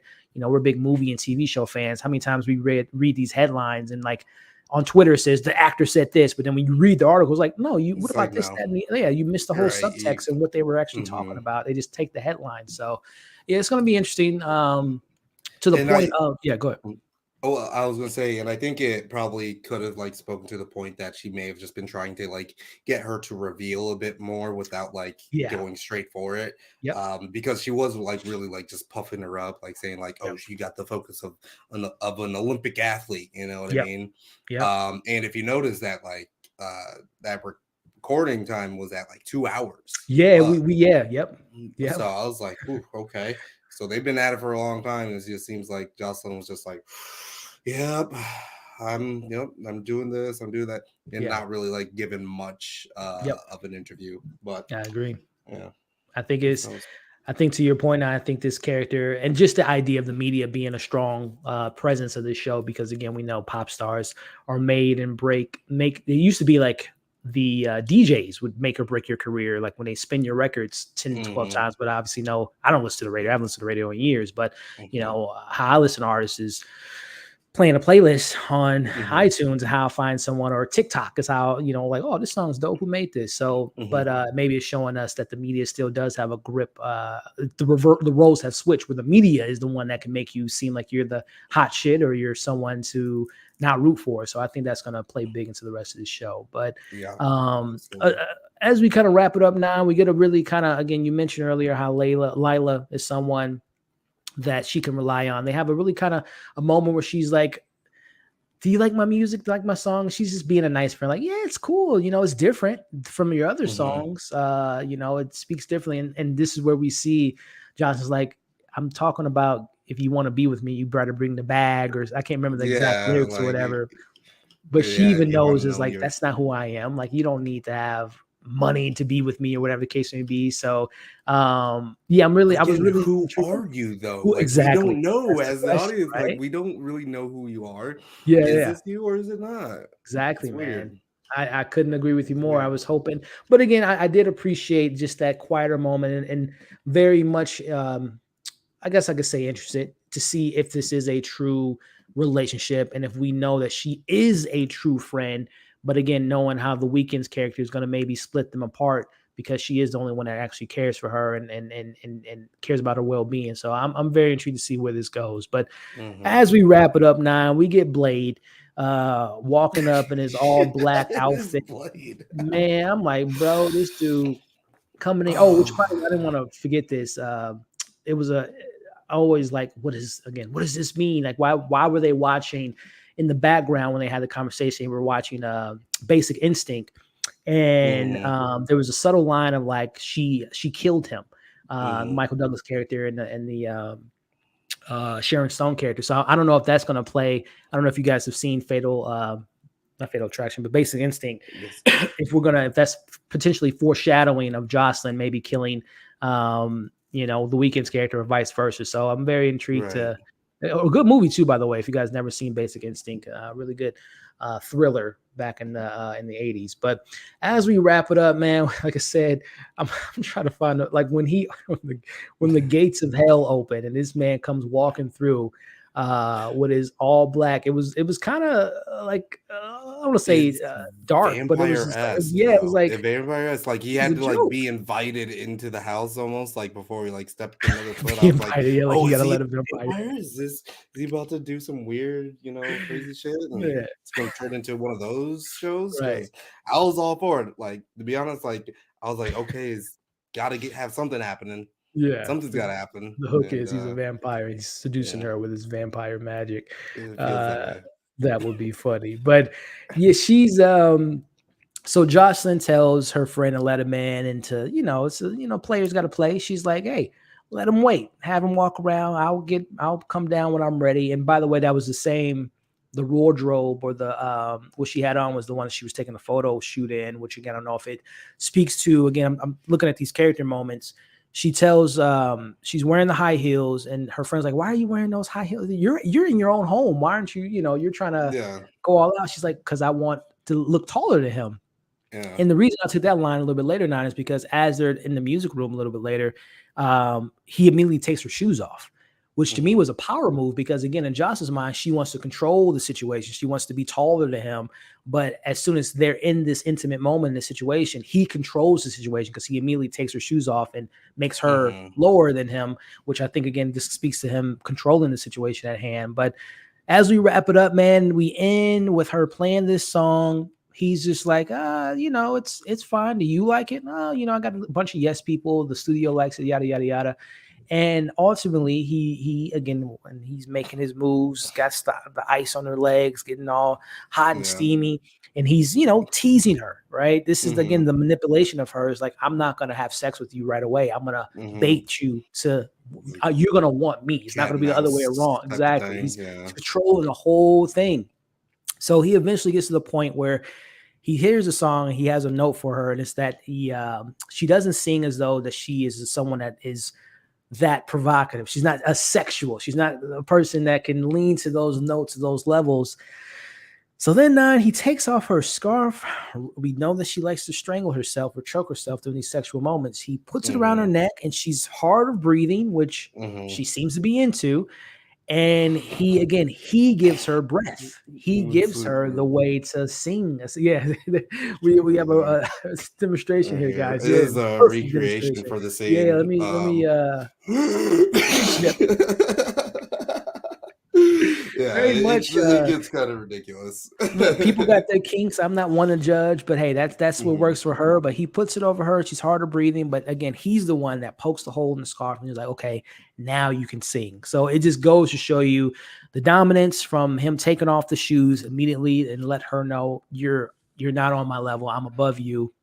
Then she has okay, are we about to have sex? Nope, I'm not. We're not about to do it. It's going to be on my terms. Again, controlling the whole narrative, and again, opening her mouth with the knife there.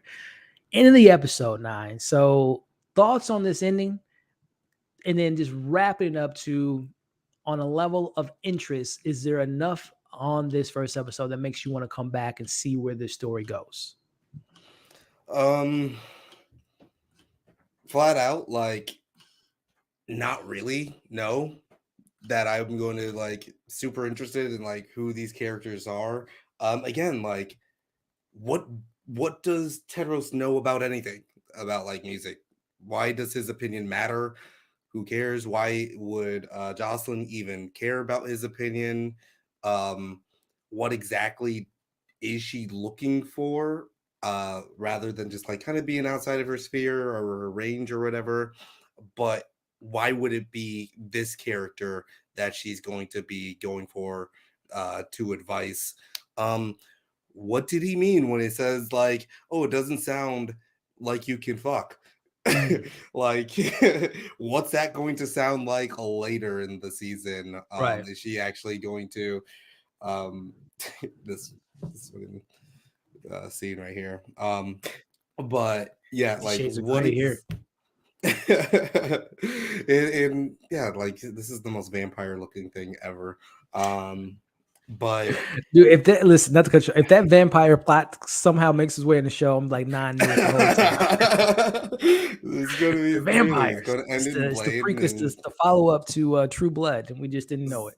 yeah, I would actually love that for it to turn into a crazy Suck show like it. that. Yeah. Yes. And again, it's just like, yeah, what is anything that's happening, right? Yeah. Like, and who are we rooting for? Yeah. I If mean, she is sorry, no, I you're good. just You're want to call out this from Disco Ball Glitter, good. because they said that I think that the Weekend or Tedros' character is going to isolate Jocelyn from the rest of her team, like Yeah. Sam Lifty did to Brittany at her low point. Mm. Okay, but now her team sucks. Like those aren't people that she probably even, it might be great for True, her it's to that's be true. Yeah, right. So I it's like, agree. if what does it matter? Like, it Mm. doesn't really seem like she's in a good place with those people or without those people, if anything, Right. right? Right. Right. So I don't know.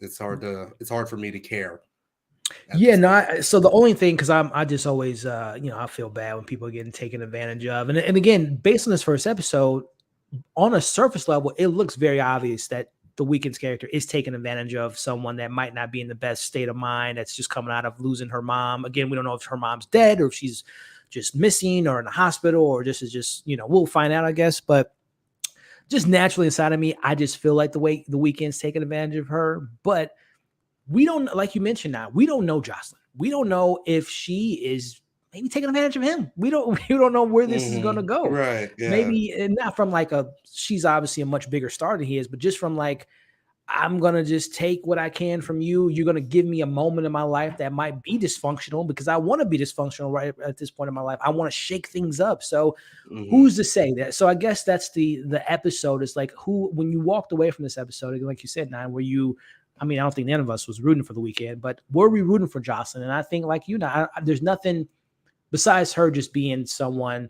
Again, I'm intrigued about the mental health, and when people get taken advantage of. Again, her crew seems to be taking advantage of her. Her friend seems to be the only one that cares for her. That's the only human thing that's keeping me attached to, like, I want her to hopefully maybe find some type of peace. But outside of those things, the show didn't really give me enough to be like, yes, Jocelyn, you're making a terrible decision, but hopefully there's enough there to see that you can.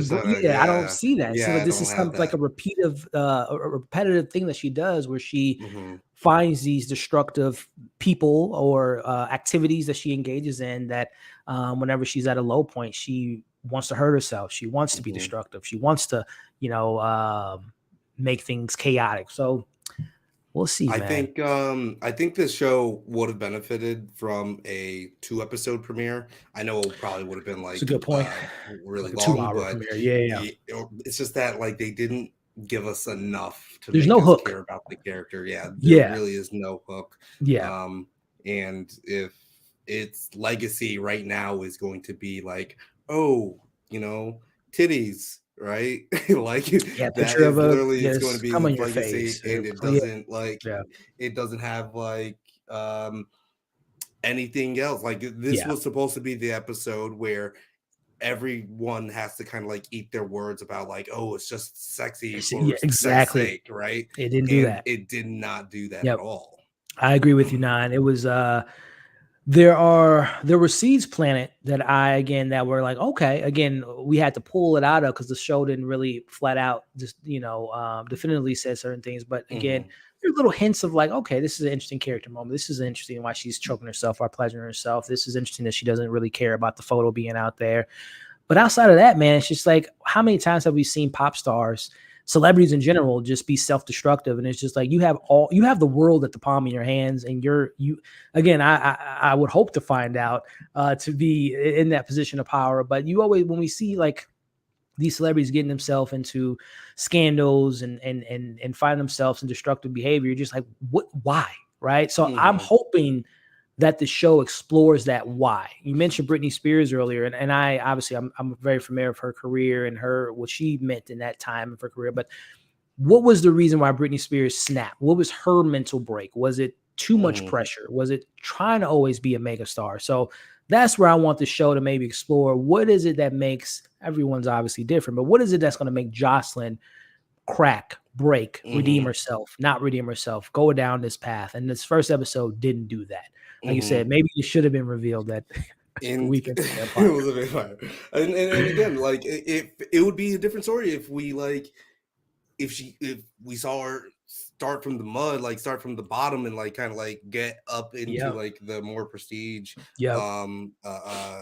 industry like level, like superstardom or whatever. But if you're starting from the point where she's already a superstar, then it's really hard for us to like actually develop a feeling that like, oh yeah, she's underdog. It's like, no, she's kind of this privileged, just a pop star doesn't appreciate what she has. So we'll see, man. Again, I'm always an advocate of giving shows 3 episodes. And I don't think this, to go back on, like, I don't think this was a shitty premiere episode. It's just that knowing that Sam Levinson, who Euphoria was the big theme tonight. I think about episode 1, 9. The reason I fell in love with Euphoria, episode 1, was just like, there's a lot going on. But the hook was, again, we learned who Nate Jacobs was, just the stereotypical jock, but then we find out the guy at the beginning who was hooking up with Jules is Nate's dad. You're like, oh, okay, like, there's so much crazy shit going on.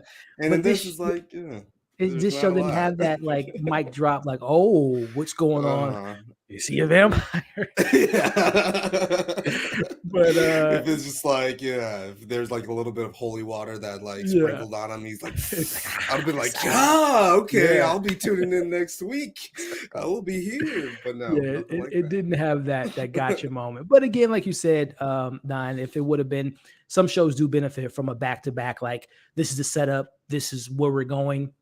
And this first episode Mhm. didn't really have that. But like I said, I always like to give shows 3 episodes just because I feel like some creators take their shows and make them like mini movies, like limited series, where the first Mhm. episode is the introduction, second episode is the situation, third episode is like, oh, what's going to happen from the Mhm. rest of the season. So we'll see what happens next week. The trailers seem, fine. But we'll see, Nine. But neither here nor there, man. I got more out of this conversation than I did in this episode, and I appreciate you Yeah, being facts. here and breaking it down with me, as well as everyone in the chat. So we're going to stay on for a couple more minutes on the live stream of the after show. But as far as the breakdown goes, let us know in the comments what worked, what didn't work, what did we miss, what did we maybe not expand upon more. Let us know what you thought of this first episode. And the question I asked Nine earlier: will you be back next week? Will you watch to see what happens with Jocelyn and this vampire and her friends being vampires and sucking the blood out of her? Let us know in the comments. And if you enjoyed today's commentary, like, share, comment, subscribe to myself. And Nine's information can be found in the description of this video. We'll catch you guys on the next one. But for the live audience, let us know, guys. Again, how did you all feel? I'm going to read through some of these comments to see if people were kind of in line with us. What is this comment here saying? Critics received many episodes and they gave it horror. Yeah. I mean, so I'll be honest with you, Riz. I reached out to HBO and they didn't give out. I'm part of the critics association. They didn't give me any episodes. I think the people might have seen the episodes that interviewed the actors and the creators. I think they got episodes in advance. But yeah, they didn't really give them Mhm. out to just like people that weren't interviewing them. So yeah, very intrigued to see what comes of everything. Her music needs to be more complex and referring to. You know what, Jeff and Nine, to go back to Euphoria, one of the things I loved about that show as well is the soundtrack.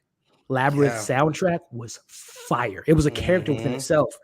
I was Mhm. very shocked that the music in this first episode didn't really like even her music to me. And I don't really like pop music, but I was still hoping Mhm. like, oh, that Very was like none of her subdued. music Yeah. was like to me, and Mhm. obviously subjective, but I didn't find it to be like very like Euphoria, Yeah. Sam Levinston vibes. I was very kind of disappointed by that, the musical Right. aspect of it. Yeah. They should have got Labyrinth to come through That and would have to been, to write some Labyrinth stuff for puts his her. foot in it. That soundtrack, bro, both seasons, fire. So good. Levinson is such a weirdo. He is. Um, He knows it. We all know it.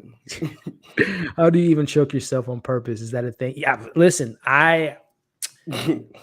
listen, Zia, there's some kinks out there, and that's one of them. I don't indulge in that, but I do know that there are people that Everyone watching any right now just like tried it. Just like just tried it at home. Like, hold on, can I she's actually? onto something. But no, yeah, I think Zia again. I'm no kink expert, but I mean, if there are many, and to each your own, there are a lot of things that people find pleasure in, and hurting Mhm. themselves is one of them. Mhm. I know we're a little. It's a late night stream, but I don't want to get ma. But yeah, I've met some women in the past that are very into certain things, and I'm like, oh, hey, that's your hey. Well, I mean, choking someone is like completely different than choking Yeah, yourself. You know what I exactly, mean? exactly. That's another level of just Right. yeah. There's zero character development, only trashy mid porn. I think the show should have leaned more really into the satire lane. Yeah, like I think you mentioned earlier now, like it should have maybe been a little bit more comedic, maybe, or have a little bit more self-awareness of like adding in Yeah, the a little jokes. bit more self-awareness because because like even all of the people that like she surrounds herself with just seemed like just seemed like characters that would have been good in a show that didn't take itself too seriously. Yeah. But because the show is taking itself seriously, those characters just kind of seem like silly in a just bad way, I guess. I don't Yeah. know. Yeah, it's and that's where I was hoping that her friend was going to be maybe that sense of I mean, you have like I mean, you have some really good actors in this show that I know can pull off comedy and bring that. Like I forgot to mention earlier that I don't know who she played in the show as far as like on her team, but Devon Joy Rudolph, I think her character name was Destiny. She is a great actress now. She was, I don't know if you saw on like, it was like almost like 4 or 5 years ago when Eddie Murphy had his big Netflix movie, Dolomite is her Don't name. mind. Okay. Yeah. You remember the female actress in that show or that Yeah. movie? That's Yeah. that's who Devon is. She's great because she was great in that Okay. movie. I'm like, she is awesome. I love Oh her. yeah. And I hope she's more involved in the show because I think she's just a great actress in general. But Yeah. yeah, she was in Lost Didn't City, I even think she recognize was her. in Yeah. for a bit. She stood out there, and then she was also in the most recent season of Only Murders in a Building. So like they have Oh, talented he was people on the in show that he was in the pretty- latest Puss in Boots too. I still haven't Let me seen that. see. She's in that. Oh, it's so I good. heard it's fire, bro. Which speaking It's of fire, fire. as we're wrapping up the stream, and put any questions that you guys have for me and Nine before we wrap it up. But speaking of fire, Nine, I haven't seen it yet. I I think already you know know what I'm what you're talking gonna about, say. I already know what you're talking about. And I am so mad I didn't get to see bro. it this weekend. Bro, Woo! Yeah, this movie here, Nine, I heard it's great. I heard game it's really changer, good. bro. It's Game really changer, good. I bro. can't wait to watch it. Man, it's Can't fire, wait to bro. check it out. It's fire, man. And We also too, got I got a chance to see The Film Flash Age in the last week. chat too. Who we got in the chat? We got Film Age in the chat. Late Film joiner. Age. Yeah. Let me scroll He down. had a funny tweet about the opening scene too. Just like the reference because I like saw the reference. You know the meme with the one white chick and it's just like a bunch of black dudes Oh yeah, behind yeah, her. yeah, Yeah, yeah. and that was like the open the shop because like the artwork. Oh, all the stuff in the Yeah. background. Oh, I didn't. That's funny. That's Yeah. funny. I got. How many episodes are you gonna give it? Oh, three. I'm gonna give it three, Silver. I'm a three. Unless the first episode is absolutely horrendous and I don't see any redeeming factors, then I'm gonna bounce. But I'm gonna give this 3 episodes just because HBO tends to hit.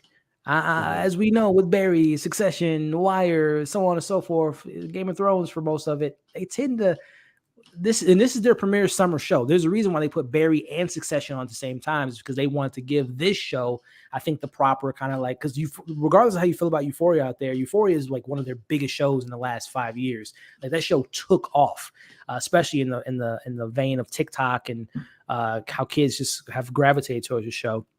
So yeah, this is a big show for HBO. So I'm gonna give it 3 episodes because it is HBO. I am I do like Euphoria and most of Sam's work, and yeah, I'm just curious to see where it goes. So I'm gonna give it 3 now. What are you? Are you gonna 3 it as well? Yeah, I mean, like this has literally been the funnest part about watching the show. So Yeah, yeah, I'll watch a show and then come on and talk about it and get yeah, get my money's worth. for sure. You got to get For that my money's worth for Max Max, right? Yeah. This is the first Max show. Yeah. Spider-Verse best film. Yeah, so far it's my favorite film of the year as well. Yeah. Very excited for Nine to check it out and see what he thinks about it. Did anyone else notice executive producer credits? I missed it. Did anyone notice the executive producer credits? No, I didn't. Is it someone? I can check it out now. Or what? I know that The Weeknd's a producer, and obviously Sam Levinson, but I don't know if the. Let us know in the chat if there's someone famous that we should know of. Yeah, I don't really see anyone crazy, but yeah, let us know in the chat, guys. Any final comments, questions, concerns? What are you guys excited to get from this show? What are you looking forward to this week? Transformers is coming out. Are you excited for Transformers? Not? Are you No, Autobots? Not really. Yeah. I was like kind of like curious because it's like the Beast Wars or whatever, but Yeah, like, I grew up on it. I Yeah. don't know. Yeah, It's kind yeah. of just like I don't know. At this point, it's just I don't know. Transformers movies kind of make my head hurt. Yeah, when Michael watching. Bay has definitely left a sour taste in my mouth with that franchise, man. The Bayham was too much for me, but I did like Is this Bumblebee. even Bay? Is No, this it's even not. Bay It's anymore? Stephen Cable Jr. who did Creed 2, which I actually enjoyed. Oh, okay. I enjoyed it more than most, but I didn't enjoy it as much as the first Creed. But yeah, Stephen Cable Jr. is directing it, as you mentioned. Beast Wars, something I grew up with as a kid. I'm seeing it tomorrow, so I'll let you know if it's worth maybe checking out. But Oh yeah, that's coming that out would be this cool. week, and I'll be seeing Elementals, which I'm not too stoked about, but I'm always Oh, the game for a Pixar. new Pixar film. Yeah, to see what that's about. Okay. Um, and I did see the Flash last week, and I think the embargo. I'll be dropping my review tomorrow. The Flash is something that has been definitely a topic of conversation, especially with Ezra Miller and I behind the I scenes stuff with I that. feel like I know the Flash is going to be good. It's good. It's not the hyperbole coming out at CinemaCon last in April was the greatest comic book movie of all time. To each their own, Mm, but to me, it was like, have you not seen The Dark Knight? Have you not seen Logan right or Watchmen? Or now, yeah, yeah, it's now like, but across the it Spider Verse, I bet now, is yeah. definitely So it's taking. like, it didn't hit those notes for me. I'm excited to see it again, but it was really, really good. Like, I don't know if Mhm. you know it, Nine, my favorite comic book character of all time Oh, was okay. Batman, and Michael I don't have Keaton. my Flash cup right here. I usually Michael have my Flash Keaton cup. is pretty Mm. awesome in the movie. So yeah, Yeah. it's dope, but I don't think it's like the greatest thing since sliced bread. But it's a really good movie. 3 is the magic number for I've always been a fan of like give 3 episodes and see where the story goes. 3 is a good count. Eli Roth, Lily Rose Deep, and even the weekend points out. Zia saying they should have just kept That was a good show. Now I don't know if you ever watched. That was the first Did one of the not. big HBO Max premiere shows. It was a kind of a Euphoria-ish type of show, Hmm. but it only got they got a season and a half. Like they had a part 1 and a part 2, and like I said, a very kind of Euphoria-ish type of situation. Not as Hmm. visually mesmerizing as a show, but it was a good show. But they can't it didn't do that well. But yeah, I was a Mm. fan. I covered all that. So I hope Maddie and Euphoria makes it. Oh, I forgot to bring that up earlier. Now, did you know about that? That they announced at Cannes that Maddie will be because this universe takes place in Euphoria's universe, and they said that Maddie, the actress, is going to be appearing in one of these episodes. So I guess Hmm. if anything, that'll make us, I guess, see Okay. how I Maddie wonder played why they did that. I to wonder get why people they watching did it. that. Yeah, they say Yeah. they know everyone loves Euphoria, and Maddie is a The character that she's a fan favorite. I really like Maddie a lot. Euphoria cinematic universe, huh? Right, and then the Wow. little post credit scene of this show will be Right. Rue's going to be the one coming out and be like, Jocelyn, take my hand, let me help you through these struggles. And Nate Robinson or Nate character comes in with his baseball bat and like The fights Rue. vampire will return. That's the post credits, guys. Max will never grow him. Yeah, I mean it will. Zia, we all making fun of Max now. It eventually 10 years from I'm now, just like gonna it'll keep on sleep calling in it our. HBO Max, Yeah, exactly. if they And don't that, yeah, change their name like again, like next year or whatever. right until something else. But it's gonna stick. It's gonna take a while, but it'll eventually get in the zeitgeist and people say it. Hmm. Wait for streaming. I don't blame you. House of the Dragon, Last of Us, Succession, Idol, HBO can't hit a home run Right. every time at the bat. That's We true. get so used to an HBO W Yeah. that it And hurts. now they've been on a streak. I mean, they've always been on a streak, but I'm just talking about just in the recent 2 years with, as it just called out, House of the Dragon, Last of Us, Succession. There was something even before that was fire that I'm not thinking of. Very, Barry, Mayor of Easttown was a absolutely. great Mayor miniseries of with, Easttown was so oh, that cool. was so fire, dude. I love that show. I'm so mad. Well, I'm not mad because it was a good conclusion, but I would have loved to see continuation. Hmm. Watchmen was fire. Lovecraft Country, Watchmen, fire. So like they've been on like I said, like a 3 to 4, and again, The Wire, Peacemaker, Sopranos, Peacemaker. Yeah, but they've was been on like good. this streak that's been really good. And yeah, they don't always go perfect. I might go back to the theater for the first time since the pandemic for Barbie or Spider Verse or Flash. Undecided. I can tell you, Spider Verse is definitely worth going to the theaters for. I can tell Yeah, I you think that I have to go Flash see is as that and well, support it. and I haven't seen the Barbie yet, but definitely would say Hmm. Spider Verse out of those is definitely the one to go see. Pixar is going down in quality. Yeah, I think Pixar made a big mistake now with having the families be used to stuff dropping on HBO or Disney Plus. Man, Mm, they just train the audience to be like, wait, I don't have to take my kids to go see this movie and spend yeah, $200 and just watch it at home. right. Why would I? Yeah, Yeah, so you because I don't just think the need to have quality. this on rerun. Yeah. Yeah, I don't think the quality. Like Soul was one of my favorite. That came out 3 years ago. Soul was one of my favorite Pixar movies of all time. And I think Um, Didn't that drop straight to Yeah, that was one of their first ones that did that Disney? Yeah. drop. Yeah, Soul was good, and Encanto was Disney, but that was fire. Mm-hmm. What else came out? I haven't seen Red. Is it called Red, or the one when the girl turns into a big Oh, old Turning Red. Yeah, I Turning haven't Red? seen Yeah, I didn't that see either. that, but I heard it was good. Mm-hmm. I liked Lightyear. I'm a sci-fi head, and I love the Yeah. time. Well, I don't know if people haven't seen it, but the time travel sci-fi angle to me was pretty cool. But I Mm-hmm. know it was confusing because people were like, "Wait, is this the same Woody or Buzz from the Toy Story?" But Right. I like Lightyear. But yeah, we'll see with Elementals. But What did I watch recently on Max? Oh, I watched uh Sydney Sweeney's oh, movie reality was that really Reality. good? It's a movie, right? It's not a show, right? It's like Yeah, an hour and a half. it's a movie. Yeah, Yeah, it's a bit not of a great. stinker. Yeah, Oh man, it also just could not justify the reason why the story was being told. In my it's opinion, based on a it true just story too, right? right, and it's like based on like true like FBI transcripts. Like they just basically act out like the transcripts of the FBI report, and not very entertaining to be honest. But I don't know. I was gonna check because I like Sydney Sweeney. I'm Mm-hmm. actually this comment here. I'm like, oh, Maddie was in the club. Did I miss that? I must have. I'm trying to Oh, go back because I don't remember seeing her. Because I would have thought that they would have made it like a big deal that she. Let me know if you still here, Mayan. If you got timestamps, go back and look at the club scene. Maddie was there. Yeah, give me a if you're still here. Uh, White Lotus. Yeah, that was another great show. Great call out there. Yeah, Mayan, if you're still here, give me a timestamp. I want to see it because I totally missed that. That yeah, I Maddie was in didn't the club. check that either. Yeah, yeah. I'm sure someone on YouTube or Voices in TikTok is pointing it out. Espanol. Yeah, I'm Voices looking in at the scene Espanol. They now. said that was the reason why you said you didn't want to watch Silo on Apple TV. What was the reason why? I'm actually watching Silo right now. I'm a couple episodes behind, but I've been. Mhm. I mean, it's not like the best show in the world, but I've been having like a pretty fun time watching it. Mhm. Usually watch it like over streaming with my buddy or whatever, and we like it's one of those shows like you can just like watch with somebody and Yeah, it's like be fun and kind of like you get the clown on it or whatever. Don't take it that seriously, but it's right. been a pretty good watch. Yeah. Yeah, to answer your question, I thought the first episode wasn't that great. Again, I normally Yeah. like to give episodes 3, and I will go back because I love Rebecca Ferguson. I love that cast, but Rebecca Ferguson was the hook for me.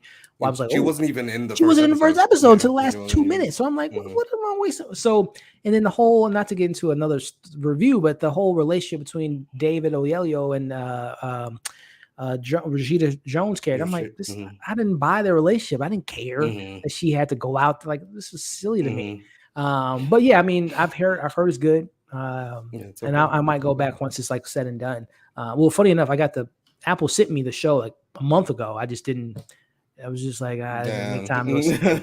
But You're like, I might go back voices and mm-hmm. since you saying it's getting good, and I know 9 says what is it, 6 episodes on? It's like the 6th or 7th I or think it's like 6 episodes in right now. Yeah. gotcha. Yeah, I'll give it another watch. The show I did go back and I got 2 episodes left and I might savoring it because I blasted through the first 8 episodes.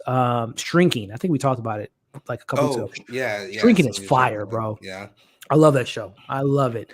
Yeah, It I've was been hearing very good things. networky episode 1, but I was like, Mm-hmm. oh, there's enough comedy and some character stuff that I like. And by the second episode, I was all the way Mm-hmm. in with that show. So Yeah, I might watch it definitely just something I for recommend. your endorsement with Harrison Ford, saying he's actually putting his foot in it. Phenomenal, So, bro. yeah. Phenomenal. Of course, I'm very excited for season 6 of Black Mirror. It looks really, really good. So was amazing, but didn't care for Onward. Luca, I love Luca. Luca got me. I really enjoyed Luca's Luca. good too. Onward, yeah, I can agree with you. They didn't really miss anything there, but I haven't seen Turner Red. I have to. Okay, yeah, man. If you're still here, give me a timestamp so we can see if Maddie made her appearance tonight. And then one last question before we wrap it up. Ellie and I didn't ever watch Snowfall. I'm watching for the first time season 3, but not understanding the hype. Yeah, so Snowfall, I missed the boat on that, and I know they finally wrapped up after 6 seasons. 9, did you ever get into Snowfall? Or No, it's been yeah, recommended to me so same, much since I same, started man. my YouTube channel, and I Yeah, was yeah, really going to get into it and do like video series on it, but yeah, I just didn't see myself getting the time to actually cover it. Yeah, yeah, But yeah. yeah, I'll definitely be going back to it just because so many people that seem to like all the stuff I like said that it's worth the Recommend it. watch. So yeah. Same, man. Yeah, Damsis Idris, I believe is the guy's name. Mm-hmm. I heard he's Who's of great. Swarm? Yeah. Yeah, yeah, yeah. So I've heard good things about his performance and just the show in general.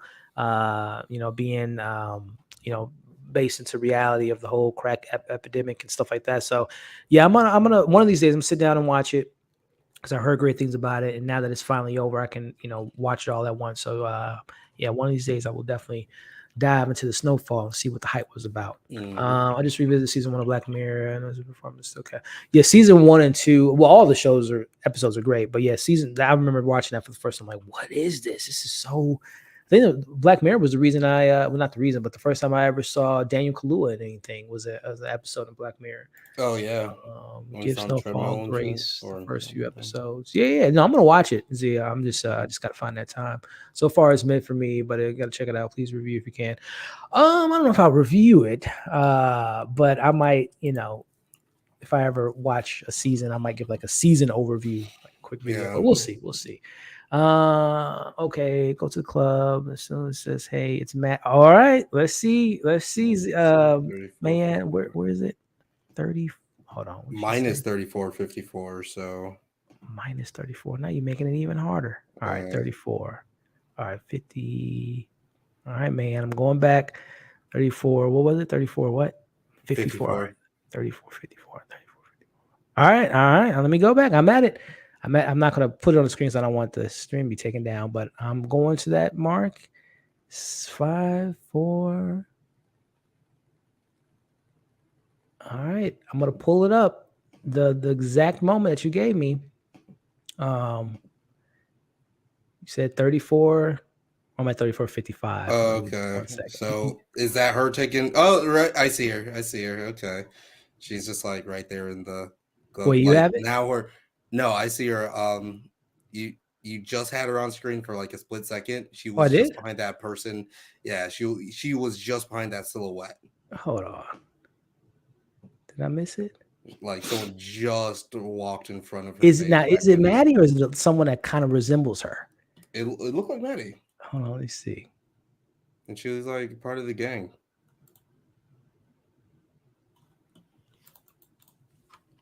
Oh, hold on. I think. Oh, hold on, man.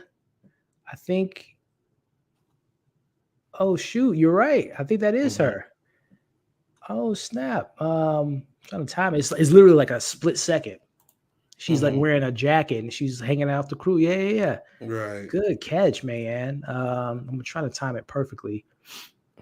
But yeah, that looks like Maddie. Come on, come on. Damn it. I'm trying to catch the perfect shot. But yeah, that is definitely her. I'm gonna pull it up here. And Yeah, right there. yeah. That is her. Good catch. Yeah, Good I would catch. have not noticed that at all. Yeah, unless It I'm just I'm seemed like probably a bunch tomorrow of on TikTok. Did you guys see? right. Yeah. So Yeah. hey, clip this out, man. I'm gonna make it viral on TikTok. I'm gonna Right. give you a shout out too, man. But no, that's a great catch. Great catch. I did not see that. Let me move this comment here for those that are at home. Yeah, Maddie makes her, and I don't know if this was the cameo that people were referring to at Cannes, or if she's gonna actually have like a talking scene. Because apparently, like you just mentioned, she's hanging out with them, so you would assume that she knows them. So nice. Okay. Now I'm super intrigued now because now I'm like, who else is from Euphoria is gonna pop up? Is Jules gonna be at one of these clubs? Is Mhm. I feel like Dominic? Jules would be able to get in. Oh, for sure, for But sure. what's the dog's That's name funny. that Black dude's name that was just like absent from season 2 the whole time? Cat. No, Wait, black who dude. was it? The black dude, that Oh, was what's her the face's football boyfriend. player. Yeah, I can't remember his name he because was he was in the, he hasn't been in he the was show since not in season. season 2 like Yeah, almost and I at think all, they but that was like a big thing about the shows. Like he they just cut like him shows out, and up. Kat was not in the show, and she's not going to be on the show anymore. What was Right, Homeboy's yeah. name? Um, Chris McKay as Chris. Chris McKay was the character, football player. Yep. Good catch, man. That's what's up. I like that catch. So awesome. I think we're gonna end on that note. My mind is blown. Maddie was in tonight's episode. Shout out to Mayan with the catch there. Very nice, very nice. So man, while we wrap it up, man, again, I can't thank you enough for joining me tonight. I will be live next week. Reached out to a homie of mine who's going to be, if you get the chance, and we'll love for you guys to introduce to meet each other. But if you're free next week, now we'll be back, man, talking about episode 2, which hopefully is a better episode than 1. Yeah, we'll see. But wrapping up, man, where can people find you and what's next? Because I think did Dave end or did it had his finale, right? Yeah, Dave. We had the season finale last week and went over that on the channel. Shout out if you're to Drake. interested in that He show, was in the finale. Yeah, Drake was in the finale, like in the most like ridiculous way too. But yeah, it was fun going over that. I feel like so many shows have just ended for us, so now we're just left with this the idol here. But yeah, and also last week we did have Freddie Carugo, who was Zan in Atlanta. He did an interview with us, and that was super fun. So go check that out on the channel as well. We'll still be doing a lot more videos coming up here, trying to find our little niche. You might catch the 9 Nerd Yards team reviewing The Idol or talking about this live sometime this week if we can't find anything else to go over, anything that's interesting. So, check us out there. Give us your comments. Find me on Twitter. Find me on Instagram. And yeah, help me get to 20K. Absolutely. Awesome, man. Well, yeah, I will definitely one of these days. Another show I got to add to the list is Dave, because I know you've had a lot of great breakdowns. I'd like to compare it to Atlanta or whatnot. So I definitely got to give that a watch, man. But definitely check them out. Links in the description, guys. And like I said, now you're more than welcome to join and crack the case of if the weekend is playing a vampire and come next week. And what other Euphoria characters will be popping up. So definitely would love to have you join again. But yeah, man, as far as here on the channel, tomorrow talking the Flash. I'll have an out-of-theater reaction to Transformers tomorrow night. And I think I'm going to be dropping The Blackening. I saw that a couple weeks ago, and it's getting close to the release date. And yeah, I think that's about it, guys. So definitely subscribe to the channel. I hope you guys have a great Sunday evening. Have a great week. And, don't be like Jocelyn and, choke yourself when, having some intimate moments. Figure out who you want your people to be. Yeah. Exactly. Well, guys, appreciate you watching tonight's stream, and we will catch you on the next video. Peace out.